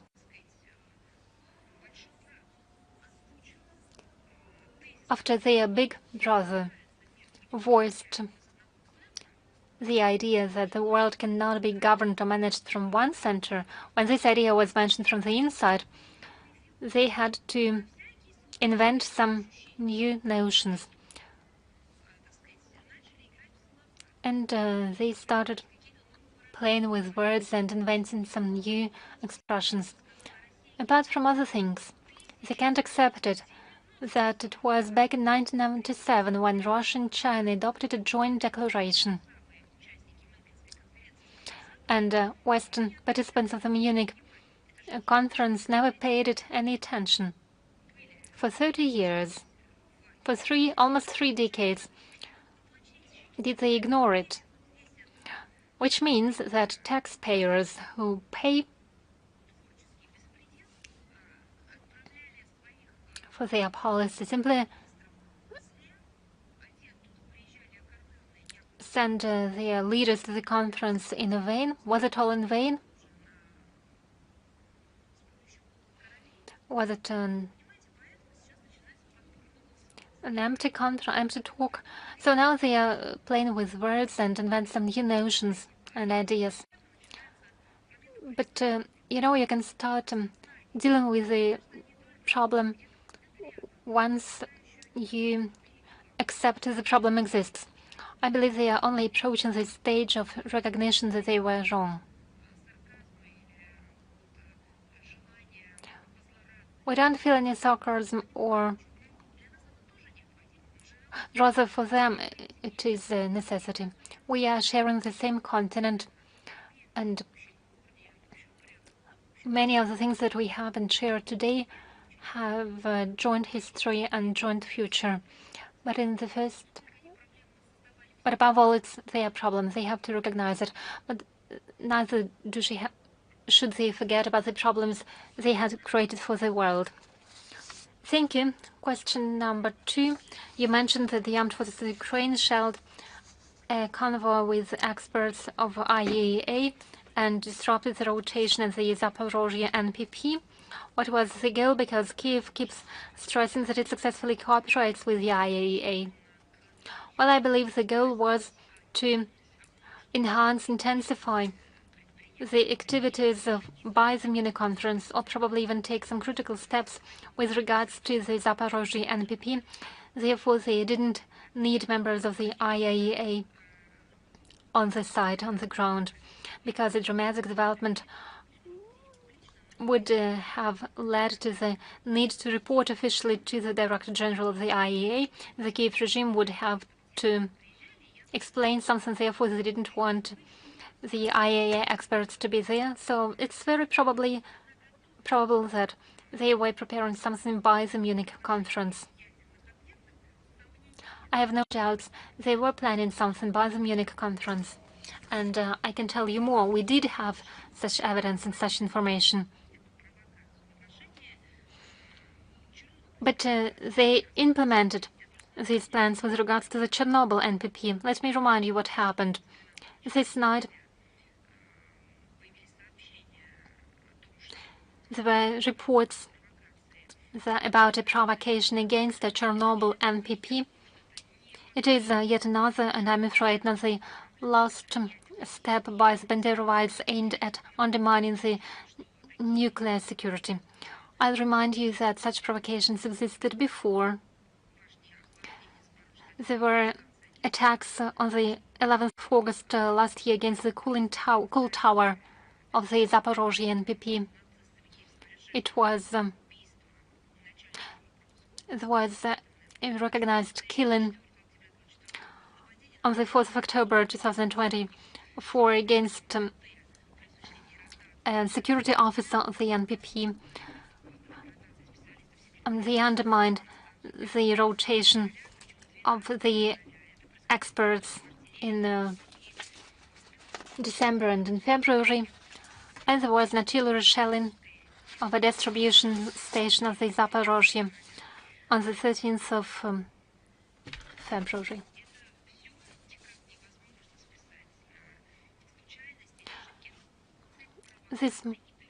All of these events cannot be accidental. Nuclear facilities are considered by the Kiev regime as the targets for nuclear terrorism. Provocations at the Chernobyl NPP are an obvious continuation of these criminal activities by the Kiev regime. It knows full well what it's doing. Back in the time, Russia was engaged in the efforts to construct this facility in order to mitigate the consequences of the Chernobyl accident. And the current efforts of the armed forces of Ukraine undermine the efforts, the long-year efforts, multinational efforts. They involved not only our country, and for many years did we take steps to care for the safety of this facility. So it is nothing but provocation. Earlier, we repeatedly warned of such provocations. Then we stated that they had been implemented, and once again, our warnings were not in vain. And I believe it is another lesson for those who try to take care of the Kiev regime. It is another lesson for them. The nuclear technologies in the hands of the criminal Zelensky regime are a threat to international nuclear security and safety. Even NPPs are considered by the Zelensky regime as a tool in their terrorist activities. As for their desire to possess nuclear weapons, don't have to say what they are going to use it once they, should they have it, they would apply it immediately.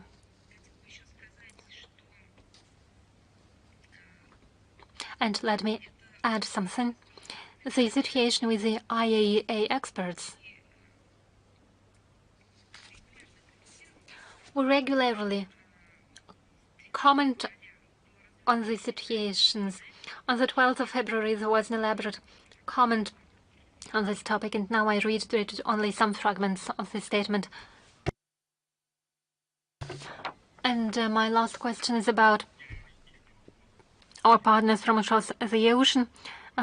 Pete Paphos really stated that return to the borders of 1991 is not possible for Ukraine.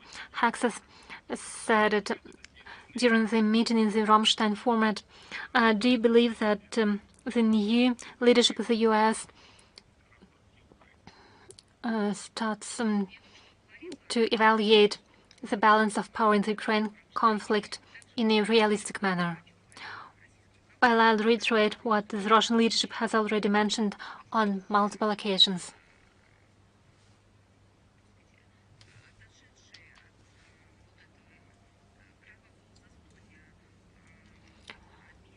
The Biden administration has left leftovers to the Western settlers. The West has to pay the bill and to clean the restovers of the Washington policy. It was part of the strategy to place the entire burden on the West. first to defeat a strategic defeat in the EU in the first place. Their currency, their economy was developing far too successfully. So they used illegitimate sanctions, and the steps taken by the Biden administration, they simply destroy their Western partners. But as a next step, they wanted to make sure that with the already terrible situation in the industry, economy, and security, the EU takes over the responsibility for what's happening in Ukraine. First, I'm talking about the funding of the Kiev regime, and second, restoration of Ukraine, and so on and so forth. It is also part and parcel of this strategy. So it's no surprise that they are implementing this policy in reality, in practice. We should take note of the statements by President Trump that he's not inspired by this policy. It was invented by the previous administration, and he would have never taken such steps. It's something he tries to persuade others of.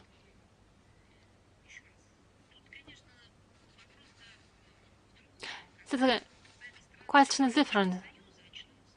When will EU countries awake? Some of them are trying to come to their senses right now, and some kept awake throughout the crisis times, and some countries continue to believe that it is possible to change the gender. Thank you, Madam Zakharova. Thank you. Once again, Rudolf. Has it connected? In that case, News Front. Yes. International Agency News Front, Bulgaria. Allow me, Madame Zakharova, about the possible negotiations to settle the Ukrainian conflict.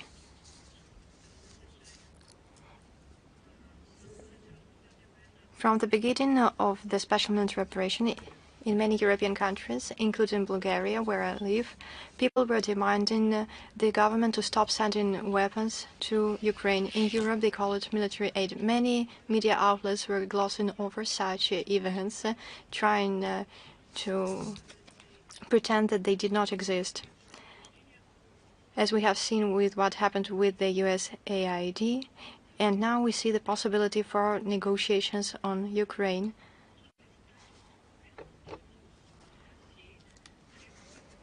Can the demand to stop funding of weapons to the regions held by illegitimate authorities to be one of the terms presented by Russia, and can it be in one way or another legalized? Because it is not logical to send weapons and talk about peace. We have been talking about this for many years, and you ask whether it will be a condition. Yes, we say that supplies of weapons have to be stopped, that the continuation of the conflict is related to the continuation of weapon supplies. To speak about a concrete negotiations matter is too premature, and I believe that you are not right in correlating different topics for the future, one of which is contained in our political, diplomatic, mediatic appeal. This is something we have spoken about for years. We have explained that weapon supplies, it is something illegal. It goes against the ideas and aspirations for peace that we hear. These weapon supplies is the reason for the continuation of bloodshed. This is something that I say at every briefing. I speak about the violation of contract obligations if we speak of third parties that resell weapons. we expose and speak about it for many years. Perhaps it has been a long time since you have visited us, and perhaps you have not been following this aspect. You should not believe that this topic is something new. It has been on the agenda for many years. It's not it emerging, but whether Russia will put it forward as a condition to start such negotiations. A very simple matter: stop weapon supplies and sit at the negotiations table to incentivize the process. Up until recently, there was nothing to foster because one party has prohibited negotiations and the other party said that only at the battleground it could be solved. So your question is a little bit misaimed. What can we foster here? We have defined our goals. The conceptual attitude towards settlement was voiced by President of Russia in 2024 in the MFA, precisely here in this very room. So our position is clearly defined. What the other side will do, that is the question better addressed to them. Our positions are already defined when it comes to the objectives of the special military operation and matters related to the settlement. If you say that we should add another component to this, the fundamental approaches already exist.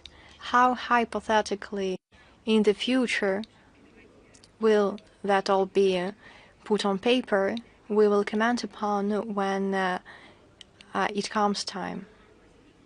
Thank you. Do we have Lantaru with us?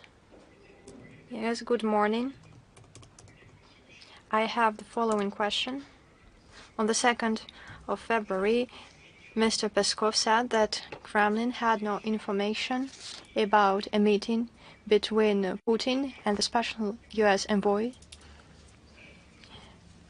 Could you tell us if Woodkov met with Sergei Lavrov or other representatives of the MFA? We would have informed you about it. I can say that I have no information about meetings in the MFA. Thank you. I have a second question. Pentagon Chief Pete Hegseth stated that the U.S. did not consider Ukraine's membership in NATO as a condition for negotiations on settlement.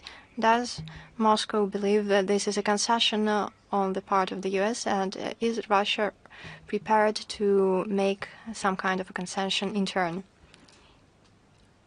Whose concession? Will Washington make any concessions? I believe this is about them being realistic. You have heard about, apart from the statement from the Pentagon head, you might have heard President Trump's statement. He believes that the whole story began after Biden's team had started to speculate on the topic of NATO, on including Ukraine in NATO. He elaborated that thought. I believe that this speaks to his realism, and the realistic approach should not be underestimated. It is a key element for moving forward. We have spoken quite a lot about that. And we have always said that Ukraine's membership in NATO is unacceptable to Russia. It poses a serious threat to Russian security, and it will bring about catastrophic consequences for Europe. We should note that our understanding of how it should look was presented as well by President Putin in June 2024. Naturally, we require guarantees. Words are not enough. Politically announced opinions are not enough. We need guarantees. Otherwise, the problem will keep bringing about further problems and issues for the European continent and, as we can see, for the whole continent in general. But I believe that the statements that we hear from Washington speak to a realistic approach when they deal with the situation. Thank you. Do we have here the Big Asia? Yes. Good afternoon. We have a follow-up question to the Gaza Strip matter. Ex-Prime Minister of Turkey Davutoglu proposed to give the Gaza Strip the status of a Turkish autonomy. He criticized Trump's plans, who earlier stated that the U.S. would take the Gaza Strip under control and would be responsible for its restoration. In particular, Davutoglu said that Turkey, as the legal successor of the Ottoman Empire, should treat the inhabitants of the Gaza Strip as their comrades and let the Gaza Strip hold a referendum and join Turkey as an autonomous region until a Palestine state is created. It is up to the residents of the Gaza now. How can you comment upon this news? I would first and foremost like to say that we comment upon officials' statements that have the necessary authority to make statements on behalf of states. Political figures that do not hold the relevant offices and do not have the relevant authorities are aplenty, especially when it comes to hot topics. These people sometimes change their views and statements, and we believe that it is not necessary to comment upon them. Sometimes we do take note of them, we do register them, but I believe that it would not be appropriate to comment upon statements because we are not talking about a state's position. First and foremost, I believe that the Palestinians should be asked what it is they want, and I believe they want their own state, and they have repeatedly said that. It is also consolidated and enshrined in relevant international documents. This should be first and foremost taken into account when somebody starts to predict the future of the Palestinians and the region as a whole. Thank you. Thank you. Do we have Al-Maidin here?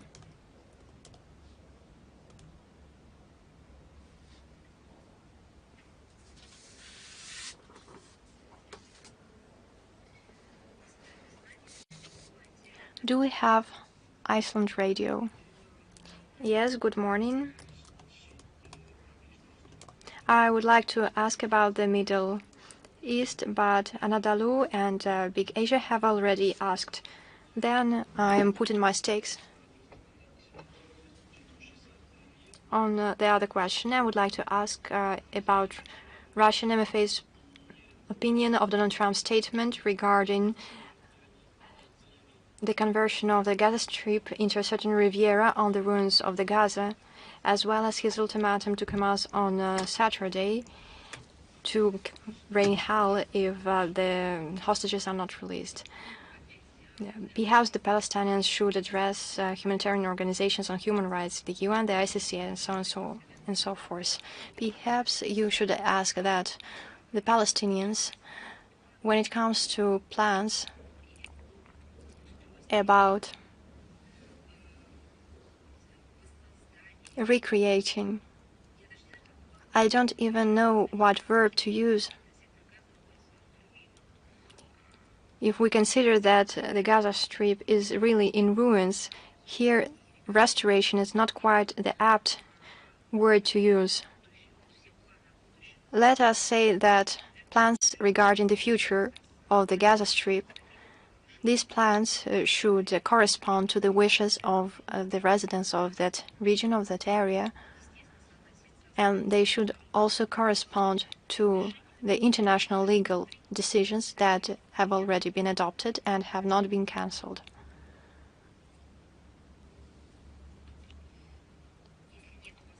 If you have no further questions. Yes, I only have. Do you believe that it would be beneficial to invite Donald Trump for the celebration of the victory in the Great Patriotic War? Questions related to contacts or events at the highest level are commented upon by the administration of the Russian president. This is the golden rule that we have. I once again remind it to you.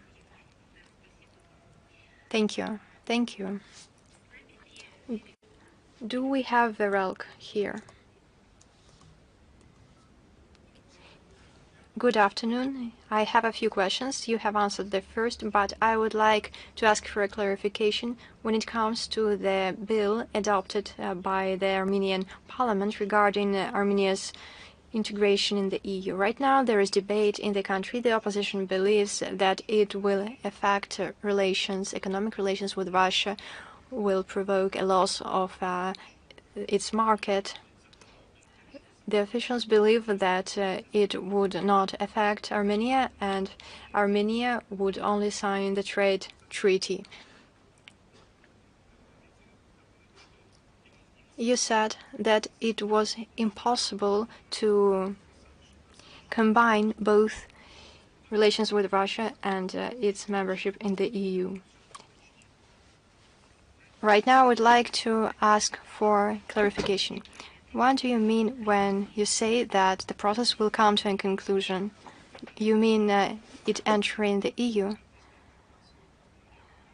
Arman Yegoryan clearly stated that we would exit the EU as soon as we signed the free trade agreement. So we would like to understand whether Moscow agrees with Armenia that while Armenia is not part of the EU, it would not affect its economic relations with Russia, or perhaps it could have a reflection in this field. Forgive me, you are an adult. Why do you ask such questions, clearly understanding the processes that are happening? What for? To hear from us the very same thing that you can write yourself. Perhaps you should honestly write and appeal to people who are dear to you. See the truth as it is. Understand where you are being led. But that is not my job. That is yours. You want to draw attention. I believe you care very much for Armenia, which is clear and understandable. But I believe that you should do it in a different way, rather than come to a briefing and trying to attract attention in such a way to the problem. You are representative of this country, of its people.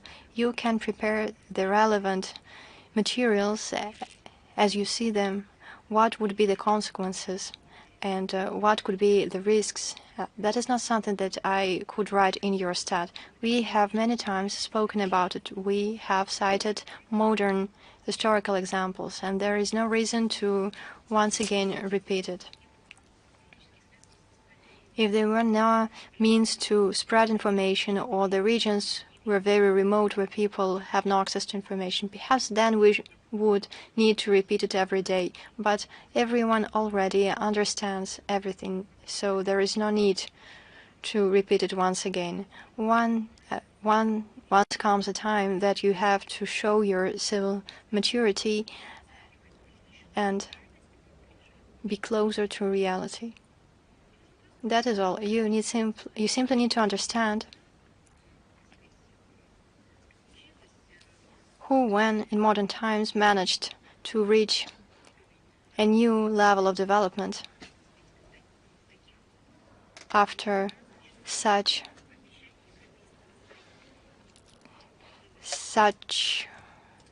promises from the EU. Serbia for many years have been trying to correspond to European standards, but it has led nowhere, even though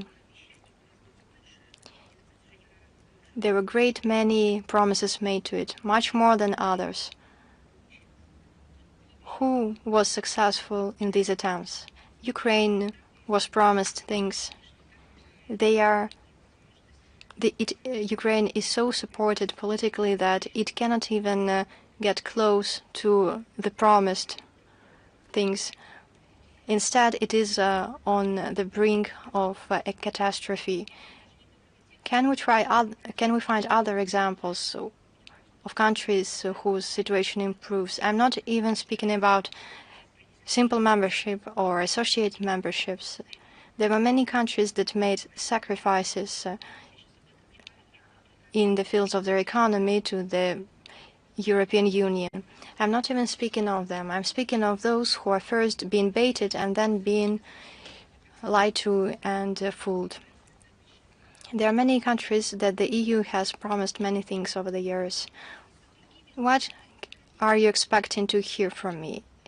You seem to want me to use different formulations in order to say that 2 + 2 = 4. You want me to say that 6 - 4 = 2. Okay, I can do that. 6 - 4 means 2. But the essence remains the same. When you perceive the information about EU's promises and assurances, one needs to understand what lies beneath and not believe in words but rather in actions, and in practice learn from others' experience, remember one's own history, and from that premise draw conclusions. Not wait for some document to be signed. All these are words, but there is practice. I wanted to clarify my position. I was speaking about the debate in Parliament and during official statements. All emphasized that negotiations in Moscow were very productive, and on the one hand, the society hears that there would be problems with Russia in the actuality, with unclear prospects in the EU. On the other side, we hear that there would be no problems with Russia. And they say that once Armenia is part of the EU, it will sign a free trade agreement. People in Armenia want to understand what is your approach. Do you agree with the authorities or with the opposition? I believe it logical to assume that if we hear statements regarding the fact that the EAU is no longer something that official Yerevan is interested in, then that is not a question of state policy, but rather economic operators who draw relevant conclusions. They understand that it seems that their Armenian partners are not interested in cooperation, and development prospects are quite clear. This is something very tried and obvious. Well, imagine, trade and economic relations are ongoing, and one of the partners says, "Be informed, I'm about to leave you." In that case, no one's going to take him into account and into consideration. It is not something that should be voiced from political tribunals. Just business people make some conclusions that they will no longer be considered partners, so they have to reorient themselves to different partners and different markets, and they will plan the activities accordingly. It's quite simple. Thank you. I thank you. And my second, let me give you an example. For example, well, we can talk about Russian companies, but it's not only about Russia. It also concerns the countries, other countries who are members of the Eurasian Economic Union. These companies here, the products that they imported from the Armenian partners will no longer be available for those choices and under those terms. More than that, they understand that after an alignment is established between Armenia and the EU, then automatically sanctions will follow. So they understand that that sort of the product that they received from Armenia will no longer be available, so they immediately will start looking for other partners and orient themselves to different countries and different producers. Probably 10 or 15 years earlier, people would say, we'll think about it when it happens. And now everyone knows what sanctions are, what secondary sanctions are, or indirect sanctions. And everyone understands that it is something that has to be calculated well in advance. Everyone understands this factor is important, and that joining the EU in any way will be associated with the need to impose sanctions against Russian economic operators. Everyone can calculate it in advance. Even today and previously, we stressed that it's not a political assessment. Those are economic realities. Deals are planned for some time in the future. People try to calculate their expenditure, the costs. So you'd better ask those who are the counterpartners or co-founders or trade partners of Armenian colleagues. You'd better ask them, what will you do if? And they will give you specific examples and explanations. What surprises me, what strikes me is that such simple things require some additional comments and explanations. Unfortunately, they do, in my view. In my view, unfortunately, they do. Many people don't understand such things. And my second... Let me add something. I believe that all experiments of this sort should imply certain guarantees. What sort of guarantees are provided? There have already been experiments around some other countries and political figures. They've already tried such experiments. But what are the guarantees? That's the question. My second question. The ambassador of Iran in Armenia said at a press conference that Armenia is the only country in the region that shares, that Iran is the only country in the region that shares the position of Armenia regarding the so-called Zanzibar corridor. But in the trilateral talks between Russia, Armenia, and Azerbaijan, and Zanzibar corridor was never discussed. You kept mentioning that the sovereignty of every country over the communications has to be preserved. So what's the difference in the views between Russia and Iran to unblocking the communications in the regions are? How would you comment on these and other statements by the ambassador of Iran that were related to Russia?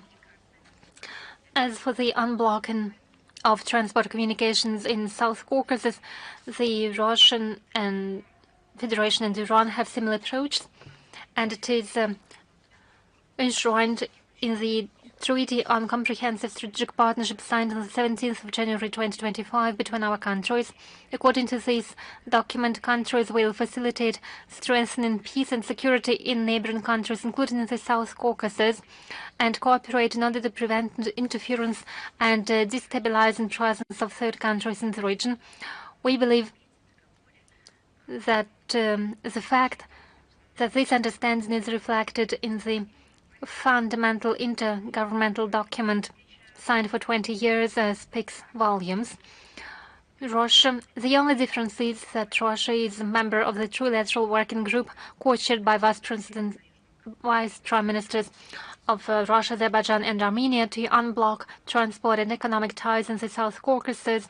The working group has accomplished great work in terms of technical parameters for unblocking transport routes between Armenia and Azerbaijan. Trilateral group reached basic arrangements about the basic principle for unblocking the communications. It is founded on the sovereignty and jurisdiction of states for the routes going through the territories of respective countries. Everyone knows that this understanding was recognized by Baku and Yerevan. Unfortunately, I have to state it. Due to the position of the Armenian side was frozen, but we are ready to resume full-fledged cooperation in the trilateral group. And my final question: a short time ago, near the borders of Armenia, large military exercises between the armed forces of Turkey, Azerbaijan, and the US and other countries were held in Kosovo. What it is, it basically speaks of the fact that NATO is penetrating the region of the South Caucasus by means of military cooperation with the NATO member countries, Turkey and Azerbaijan. I'll consult my colleagues and provide you a written answer. Is the Vestnik of Kavkaz here with us? Yes. In the context of negative reports and opinions in the media and social networks regarding Russia-Azerbaijani ties, we would like to hear the official position of the Russian state. What is the current status of our relations with Azerbaijan, and how do you see the prospect of cooperation?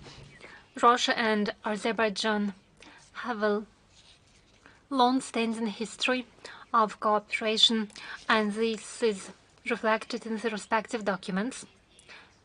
Since we have a history of relations and a valid legal framework for our relations, it is those two factors that determine the future of our relations. While anything might happen in the relations, that's what we are going through right now. We are going through the process, and we are concerned by this fact because we know what concerns the official Baku.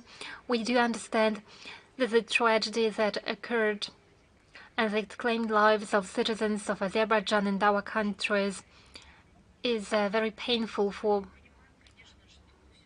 both of our countries. We understand it's not happening in the vacuum, that there are many actors who want to benefit from it. We understand that there are attempts to drive wedges between the peoples in the countries who have such a long history and who share such a great responsibility in the region and who have such vast prospects for cooperation. But these attempts are doomed to fail. Our countries, Russia and Azerbaijan, have partnership and ally relations. That's how they always were defined. That's the nature of our relations.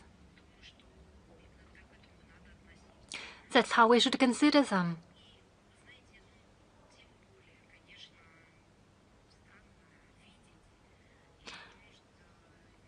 In this context, it is very unfortunate that an information campaign was launched in the media space, in the information space. It is apparent that it is instigated by someone. And it is equally obvious that there are those who want to profit from the tragedy.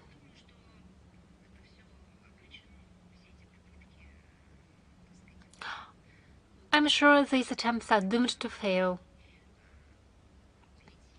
We have such a high level of relations that it is very unlikely that they will be replaced by different nature of relations. The level of our cooperation the death of our copyright and the wisdom of our peoples will help us overcome this challenge too.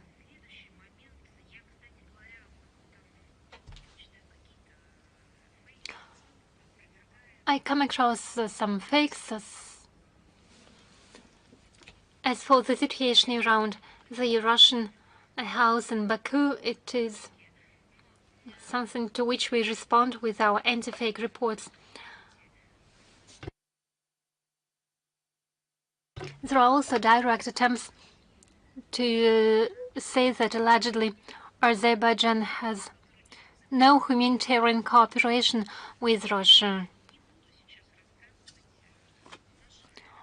I'm not going to speak about shared history, about a large number of people-to-people projects in various fields such as arts, culture.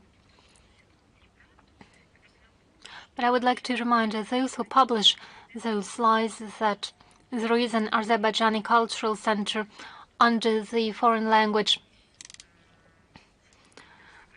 library in Moscow and the Gaidar Aliyev Foundation. There is an Azerbaijan pavilion in the Vedin territory. I regularly visit the Cultural Center of Azerbaijan as well as the Azerbaijan Pavilion. It is a very beautiful facility and something that is a symbol of our history.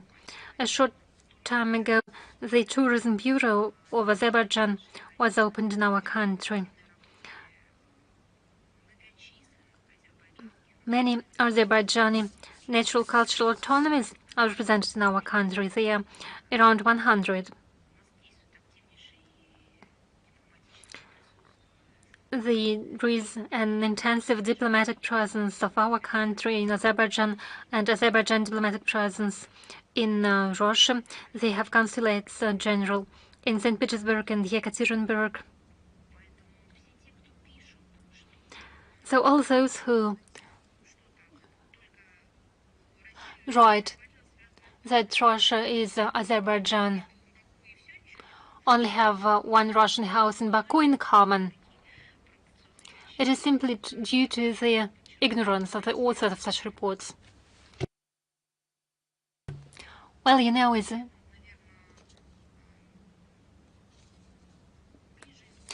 a rule,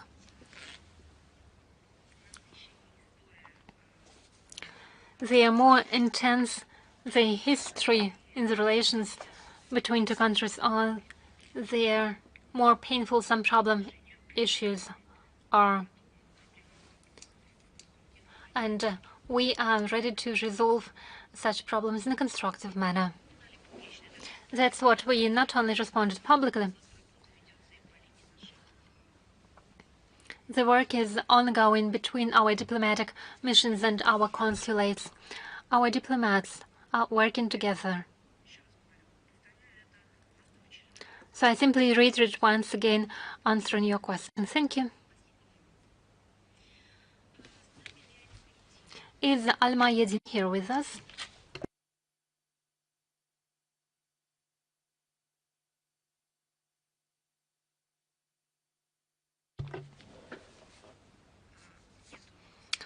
Doesn't seem to be the case. Bolt News.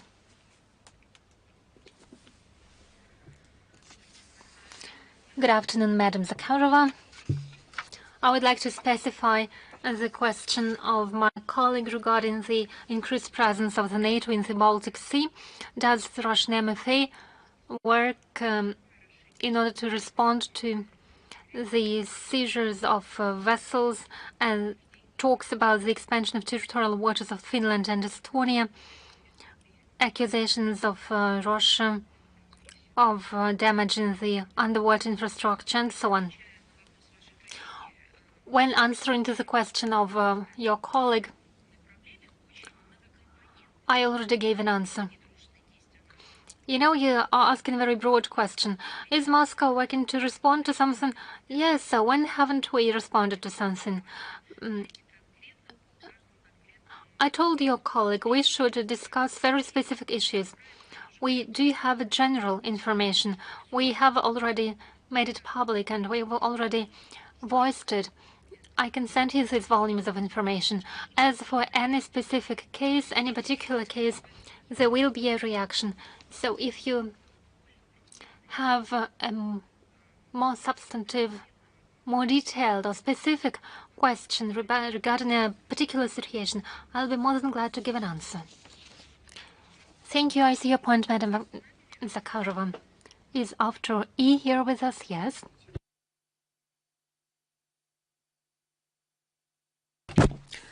First of all, I would like to thank you for working on this topic on behalf of the veterans of the Baltic states. So we hope for the favorable outcome of the situation. We have 3 questions today. In your view, what does it mean for Russia that the U.S. President Trump has imposed the sanctions against the International Criminal Court in The Hague? Let me start by saying that Russia is not a member of is not a signature state of the Rome Statute. It's not because it is not in our interest, although it is an important factor. But there is something that is more important. We don't recognize the jurisdiction of the International Criminal Court because we believe that it is a pseudo-international body and a pseudo-legal and pseudo-court. We had a similar position some time ago, but it was not so tested in reality. Although there were individual cases and we had conducted analytical research, and those were theoretical assumptions. But now the entire world has seen the problems of this body. It is just one big problem. It was a quasi-court. It is functioning as a structure where everyone is doing whatever he or she wants. There is no clear or legitimate basis for its operation. A country can join or withdraw from the court. A state may say that it recognizes one judge but doesn't recognize the institution on the whole. A week later, another state states it recognizes the rulings against others but doesn't recognize the rulings against oneself. We've seen such a great number of facts that it's no longer interesting to comment on individual topics. Some years ago, when there were quasi-claims, unsubstantiated claims that were of no interest for us. We back then were citing examples to show how obvious and strange are the actions of this entity, and now everyone understands. It resembles an orchestra where everyone has its own sheet of notes, and everyone plays what he wants, how he wants, and the director is constantly changing. In this artistic way, I could answer your question. I could also send our more detailed assessment, and we will additionally publish it. But to be frank, this is an entity in regards to which, on a daily basis, controversial decisions are being made in different corners of the world.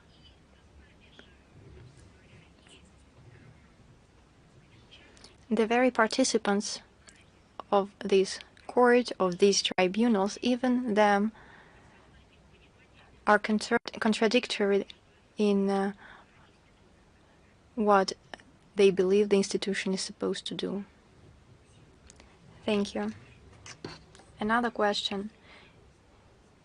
In the EU, seriously, plans are being discussed to seize vessels allegedly tied to Russia in the Baltic region, the so-called Shadow Fleet. Essentially, we are talking about the preparation of a legalization of piracy.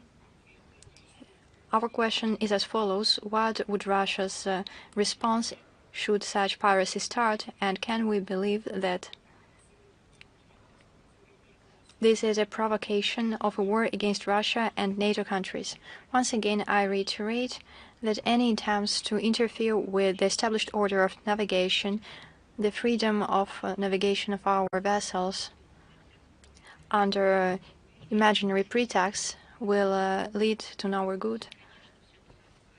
And it is quite obviously an open provocation. In this regard, I would like to recall that in January, NATO launched a special mission which they called the Baltic Guardian. Why did they do it? They did it not to maintain security in these waters, as they wanted it to be viewed, but rather to contain Russia in the region, to make navigation with Russia more difficult. We believe that NATO groups strengthening in the region will bring about an increase in the number of unintended incidents, and the aspiration to put under control transport flows will seriously affect international economic ties. There is nothing new, nothing changes. Everywhere NATO flag appears, we should expect a growth in confrontation and tensions. Possible actions in relation to the seizure of Russian vessels from the juridical point of view, in particular in the context of the UN Convention on Sea Law from 1982, cannot be interpreted as acts of piracy, but rather will be a violation of the norms of international sea law in relation to the freedom of navigation. The detention of foreign ships, their inspections and detentions outside territorial seas can only be done based on limited grounds. Interference into the navigation of a ship for other reasons is illegal. This is why I would like to reiterate that these general comments have already been given, and then we will just give our views on the situation as it is in different regions, including the Baltic region, and respond depending on the circumstances, because every situation is different, as are the details. Thank you. And in conclusion, in your opinion, since we lost our positions in Syria, do you believe military technical assistance to African countries could get weaker, and which steps are in the works in order to prevent our cooperation with Africa from weakening and disappearing? I cannot agree with your view that we lost political positions in Syria. First and foremost, we need to understand that a loss or strengthening of positions in a state is not an apt or correct statement, because there is a number of reasons. Someone can be accused of interfering into internal affairs, invent something else, such as international law violation accusations.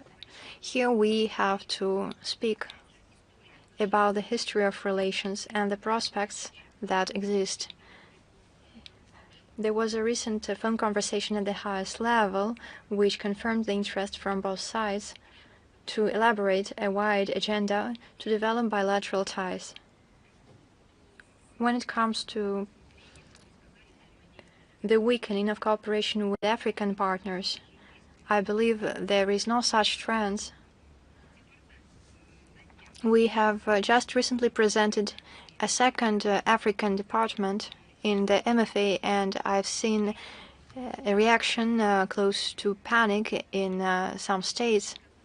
Russian-African cooperation is coming to a new quality level, and a powerful impetus for that was the first and second Russia-Africa summits that were held in such a format. And in November 2024, there was the first ministerial conference. We actively worked to put into practice the agreements we reached based on the plan of actions of the Russia-Africa Partnership Forum for 2023-2026. I believe that there are a lot of examples. We open embassies in some countries on the African continent. In other places, we reopen embassies because for a while they were not working. Now, when it comes to the military technical field, we provide assistance for strengthening the security and defense readiness of African states. This is something that we also convey to you regularly, and thus I do not agree with the premises of your question. Thank you. Who is left? We have the Russian vector, the Russian strategic vector. Good afternoon. I'm listening. We have two questions. The first is as follows. Vyacheslav Volodin the other day stated that Russia should request the U.S. Congress a list of Russians who received residents of Russia who received financing from the U.S. AID in order to pass over these lists to the FSB. What is your opinion? We every day see a number of documents published by the U.S. Also, I believe that the destructive acts of the U.S. AID have prepared a favorable ground for such occurrences. And the amount of money and the number of people and institutes involved and fed by this poisonous source are very large. And it would be interesting to me to learn more details. And this is something that we'll speak about very frequently from now on, for a very simple reason. In 2012, Russia made the corresponding steps to expel this institution from our country. Instead of a silent acceptance, understanding our position, Washington, through a tantrum, they accused us, they harassed us, they threatened us with many different retaliatory measures. But we were in the right, and now the U.S. even admits it. And now, since we remember these hysterics, Hillary Clinton's constant words and the words of her advisors, taking all this into account, we will take seriously this matter. We will follow the development of the situation.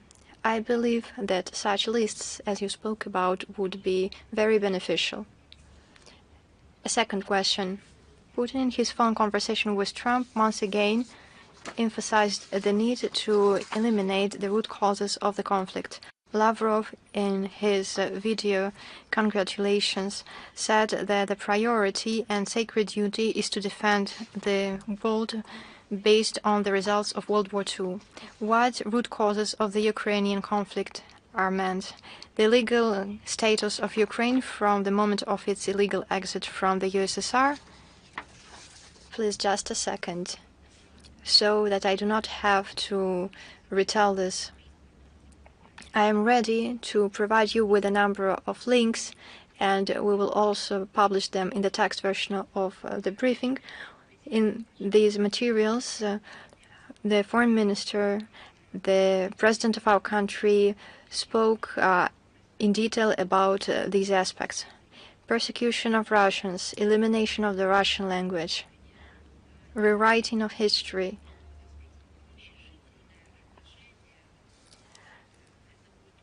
disrespect towards the cultural identity of the people who believe themselves Russians and lived in the territory or used to live in the territory of Ukraine. The neo-Nazi underlayer that emerged there and consolidated over the years, these and other things were commented upon, and they are contained in the materials, the links to which I will provide you with, and they will also be included in the text version of the briefing. Thank you. Do you have Голос Отечества? Thank you. We have 3 questions. What do Western values defenders expect when they say that Trump will change his attitude towards Ukraine and will stop considering Russia an enemy? Is such a development possible if in U.S. doctrinal documents Russia is presented as enemy number 1? Can you repeat that? It is a bit confusing. Yes, once again. I will slow down. It's not a matter of speed. What is your question? Can you be more concrete? We have the defenders of Western values, and they say, now it is clear who has defenders of Western values in Russia. And they say that now that Trump has come to power, he will change his attitude towards Ukraine and stop considering Russia as an enemy. We will become U.S. friends, they say, even though in the doctrine of the U.S., Russia is presented as enemy number 1. It can be assessed in different ways, but the essence is the same. We are presented as opponents. There are different documents, NATO documents, US documents. It is all the same.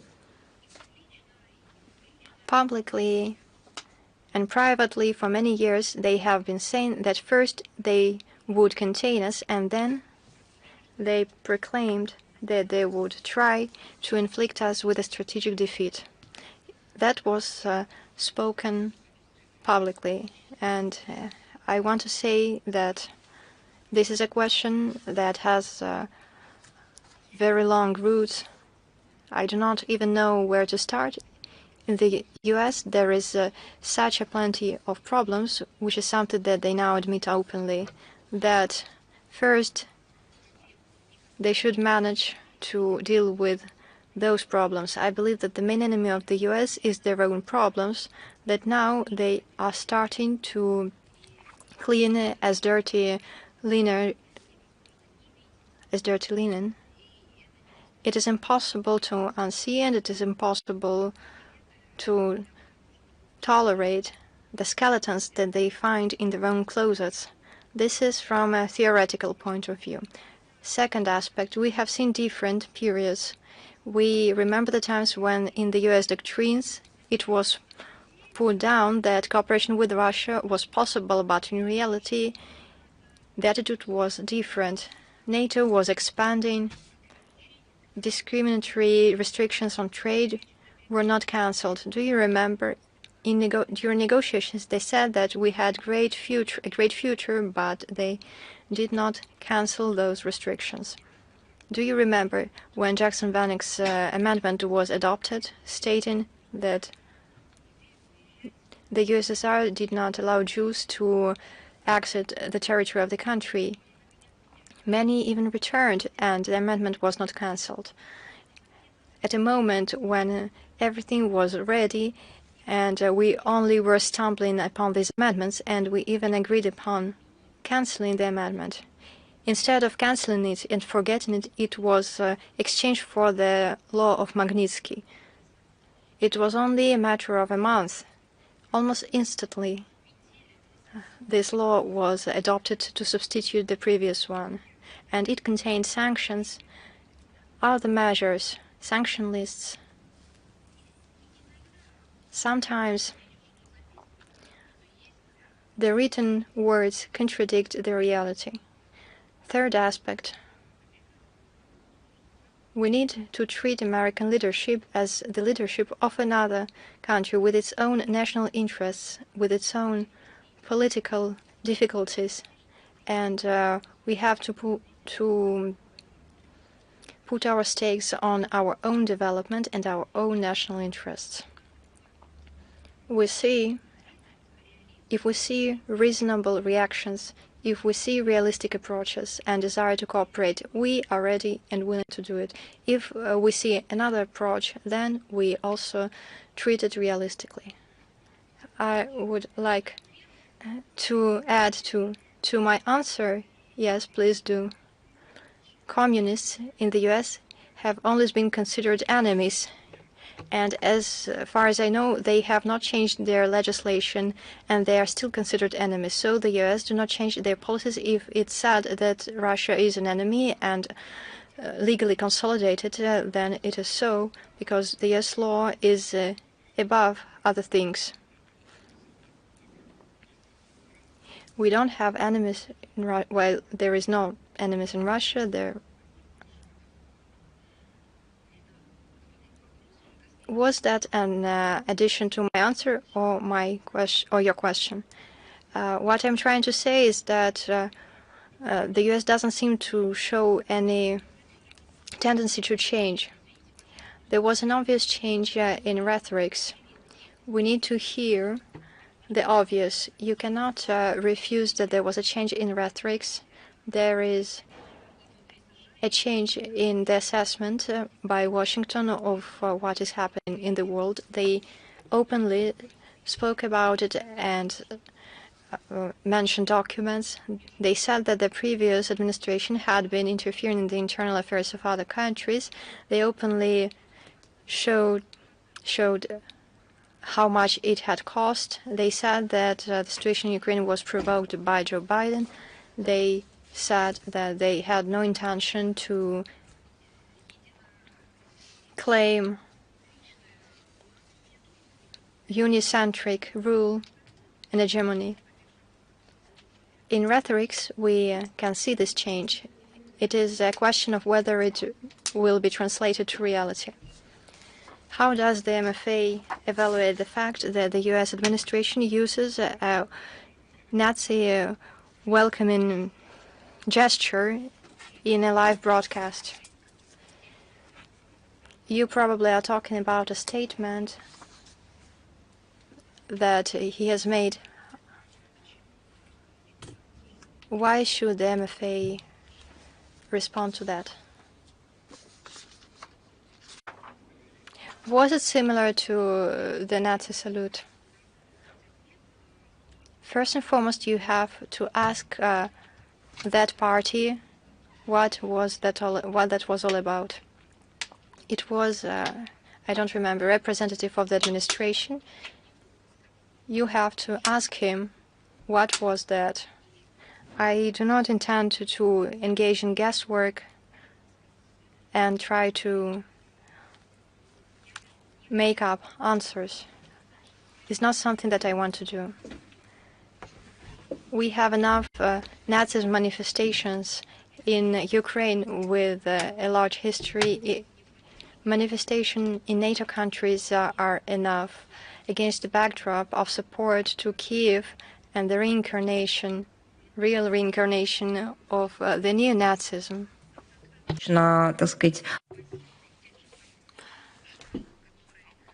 It is enough that the US themselves don't support the UN General Assembly resolution and vote against the condemnation of neo-Nazism. And you are asking me what happened there on the TV. We see a broader picture. Not on a single occasion did they consolidate themselves with the obvious approach that there should be no glorification of Nazism. That's the problem. And not that someone did something. So ask him about it, then we'll be able to give our assessment.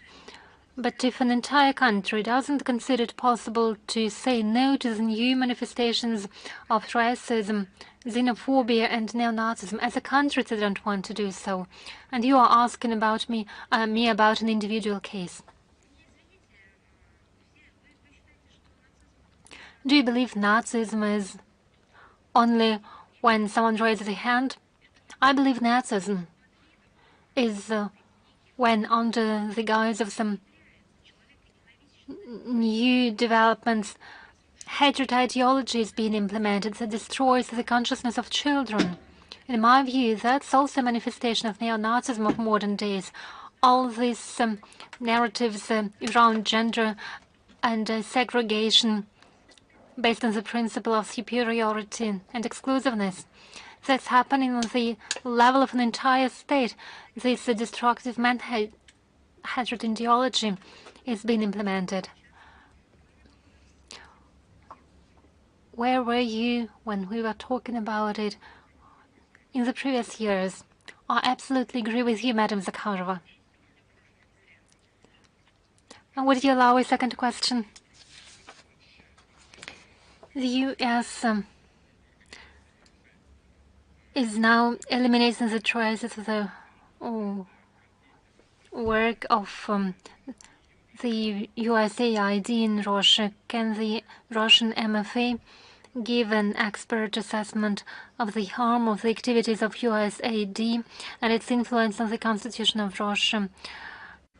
We gave our assessment back in 2012 when we banned the work of this agency in our country. The rest is a question that should be addressed to the lawyers. As for our position, we formulated it and we adopted the respective decision back in 2012, and then we simply commented on the harmful activities of this organization. And in 2020, when you gave your assessment, did it contain the assessment of its impact on our constitution? There was a comment regarding its impact on the internal situation in our country on the whole. We said they were doing something they were not supposed to do. Thank you so much. Let me clarify once again. Rudolf, are you with us? Almayadin? Then that's it for today. Any more questions? Have I skipped someone? Who are you? Please. Good afternoon, Madam Zakharova. 1.5 years, our long telephone conversation. It is something that it was long awaited by the entire world. The entire world was commenting on it. As for the reaction of Western leaders after 1.5 hour long conversation, what happened? So what's your question? How can you comment on the reaction of the Western leaders? So it's not important when they felt after the phone conversation. It's important from the point of view of the root causes of the current states. And the root causes, the origins, is what we keep talking about, the loss of sovereignty, the loss of the identity, the loss of the independence, the loss of the very possibility to implement their national interests. In essence, using the Western language, their democracy has failed. It's no longer working. It is something different. Those are vassal relations. Can democracy and vassal relations coexist? Of course not. Democracy is when the people delegate through specific procedures, specific tasks to those whom the people has elected. And those who have been entrusted with this responsibility should act in the interest of the people. So democracy can be different. It can be ancient democracy, while the modern stage it can be added with traditions, with certain accomplishments. But if you look at the EU countries, you'll see anything political technologies, intrigues and scandals, dirty games, but it lacks the most essential thing. It lacks a democratic toolbox in order to implement the aspirations of the peoples of these countries through electoral procedures. What we see is brainwashing, fooling, the use of technological manipulations. But what people need is not happening, because what they try to delegate is not considered by the political regime, it's not taken on board by the political regimes, and political regimes do everything to make sure that peoples in their countries don't understand what's happening. Hence, rewriting of history. Hence, the narratives about gender and all the rights they try to impose on their people.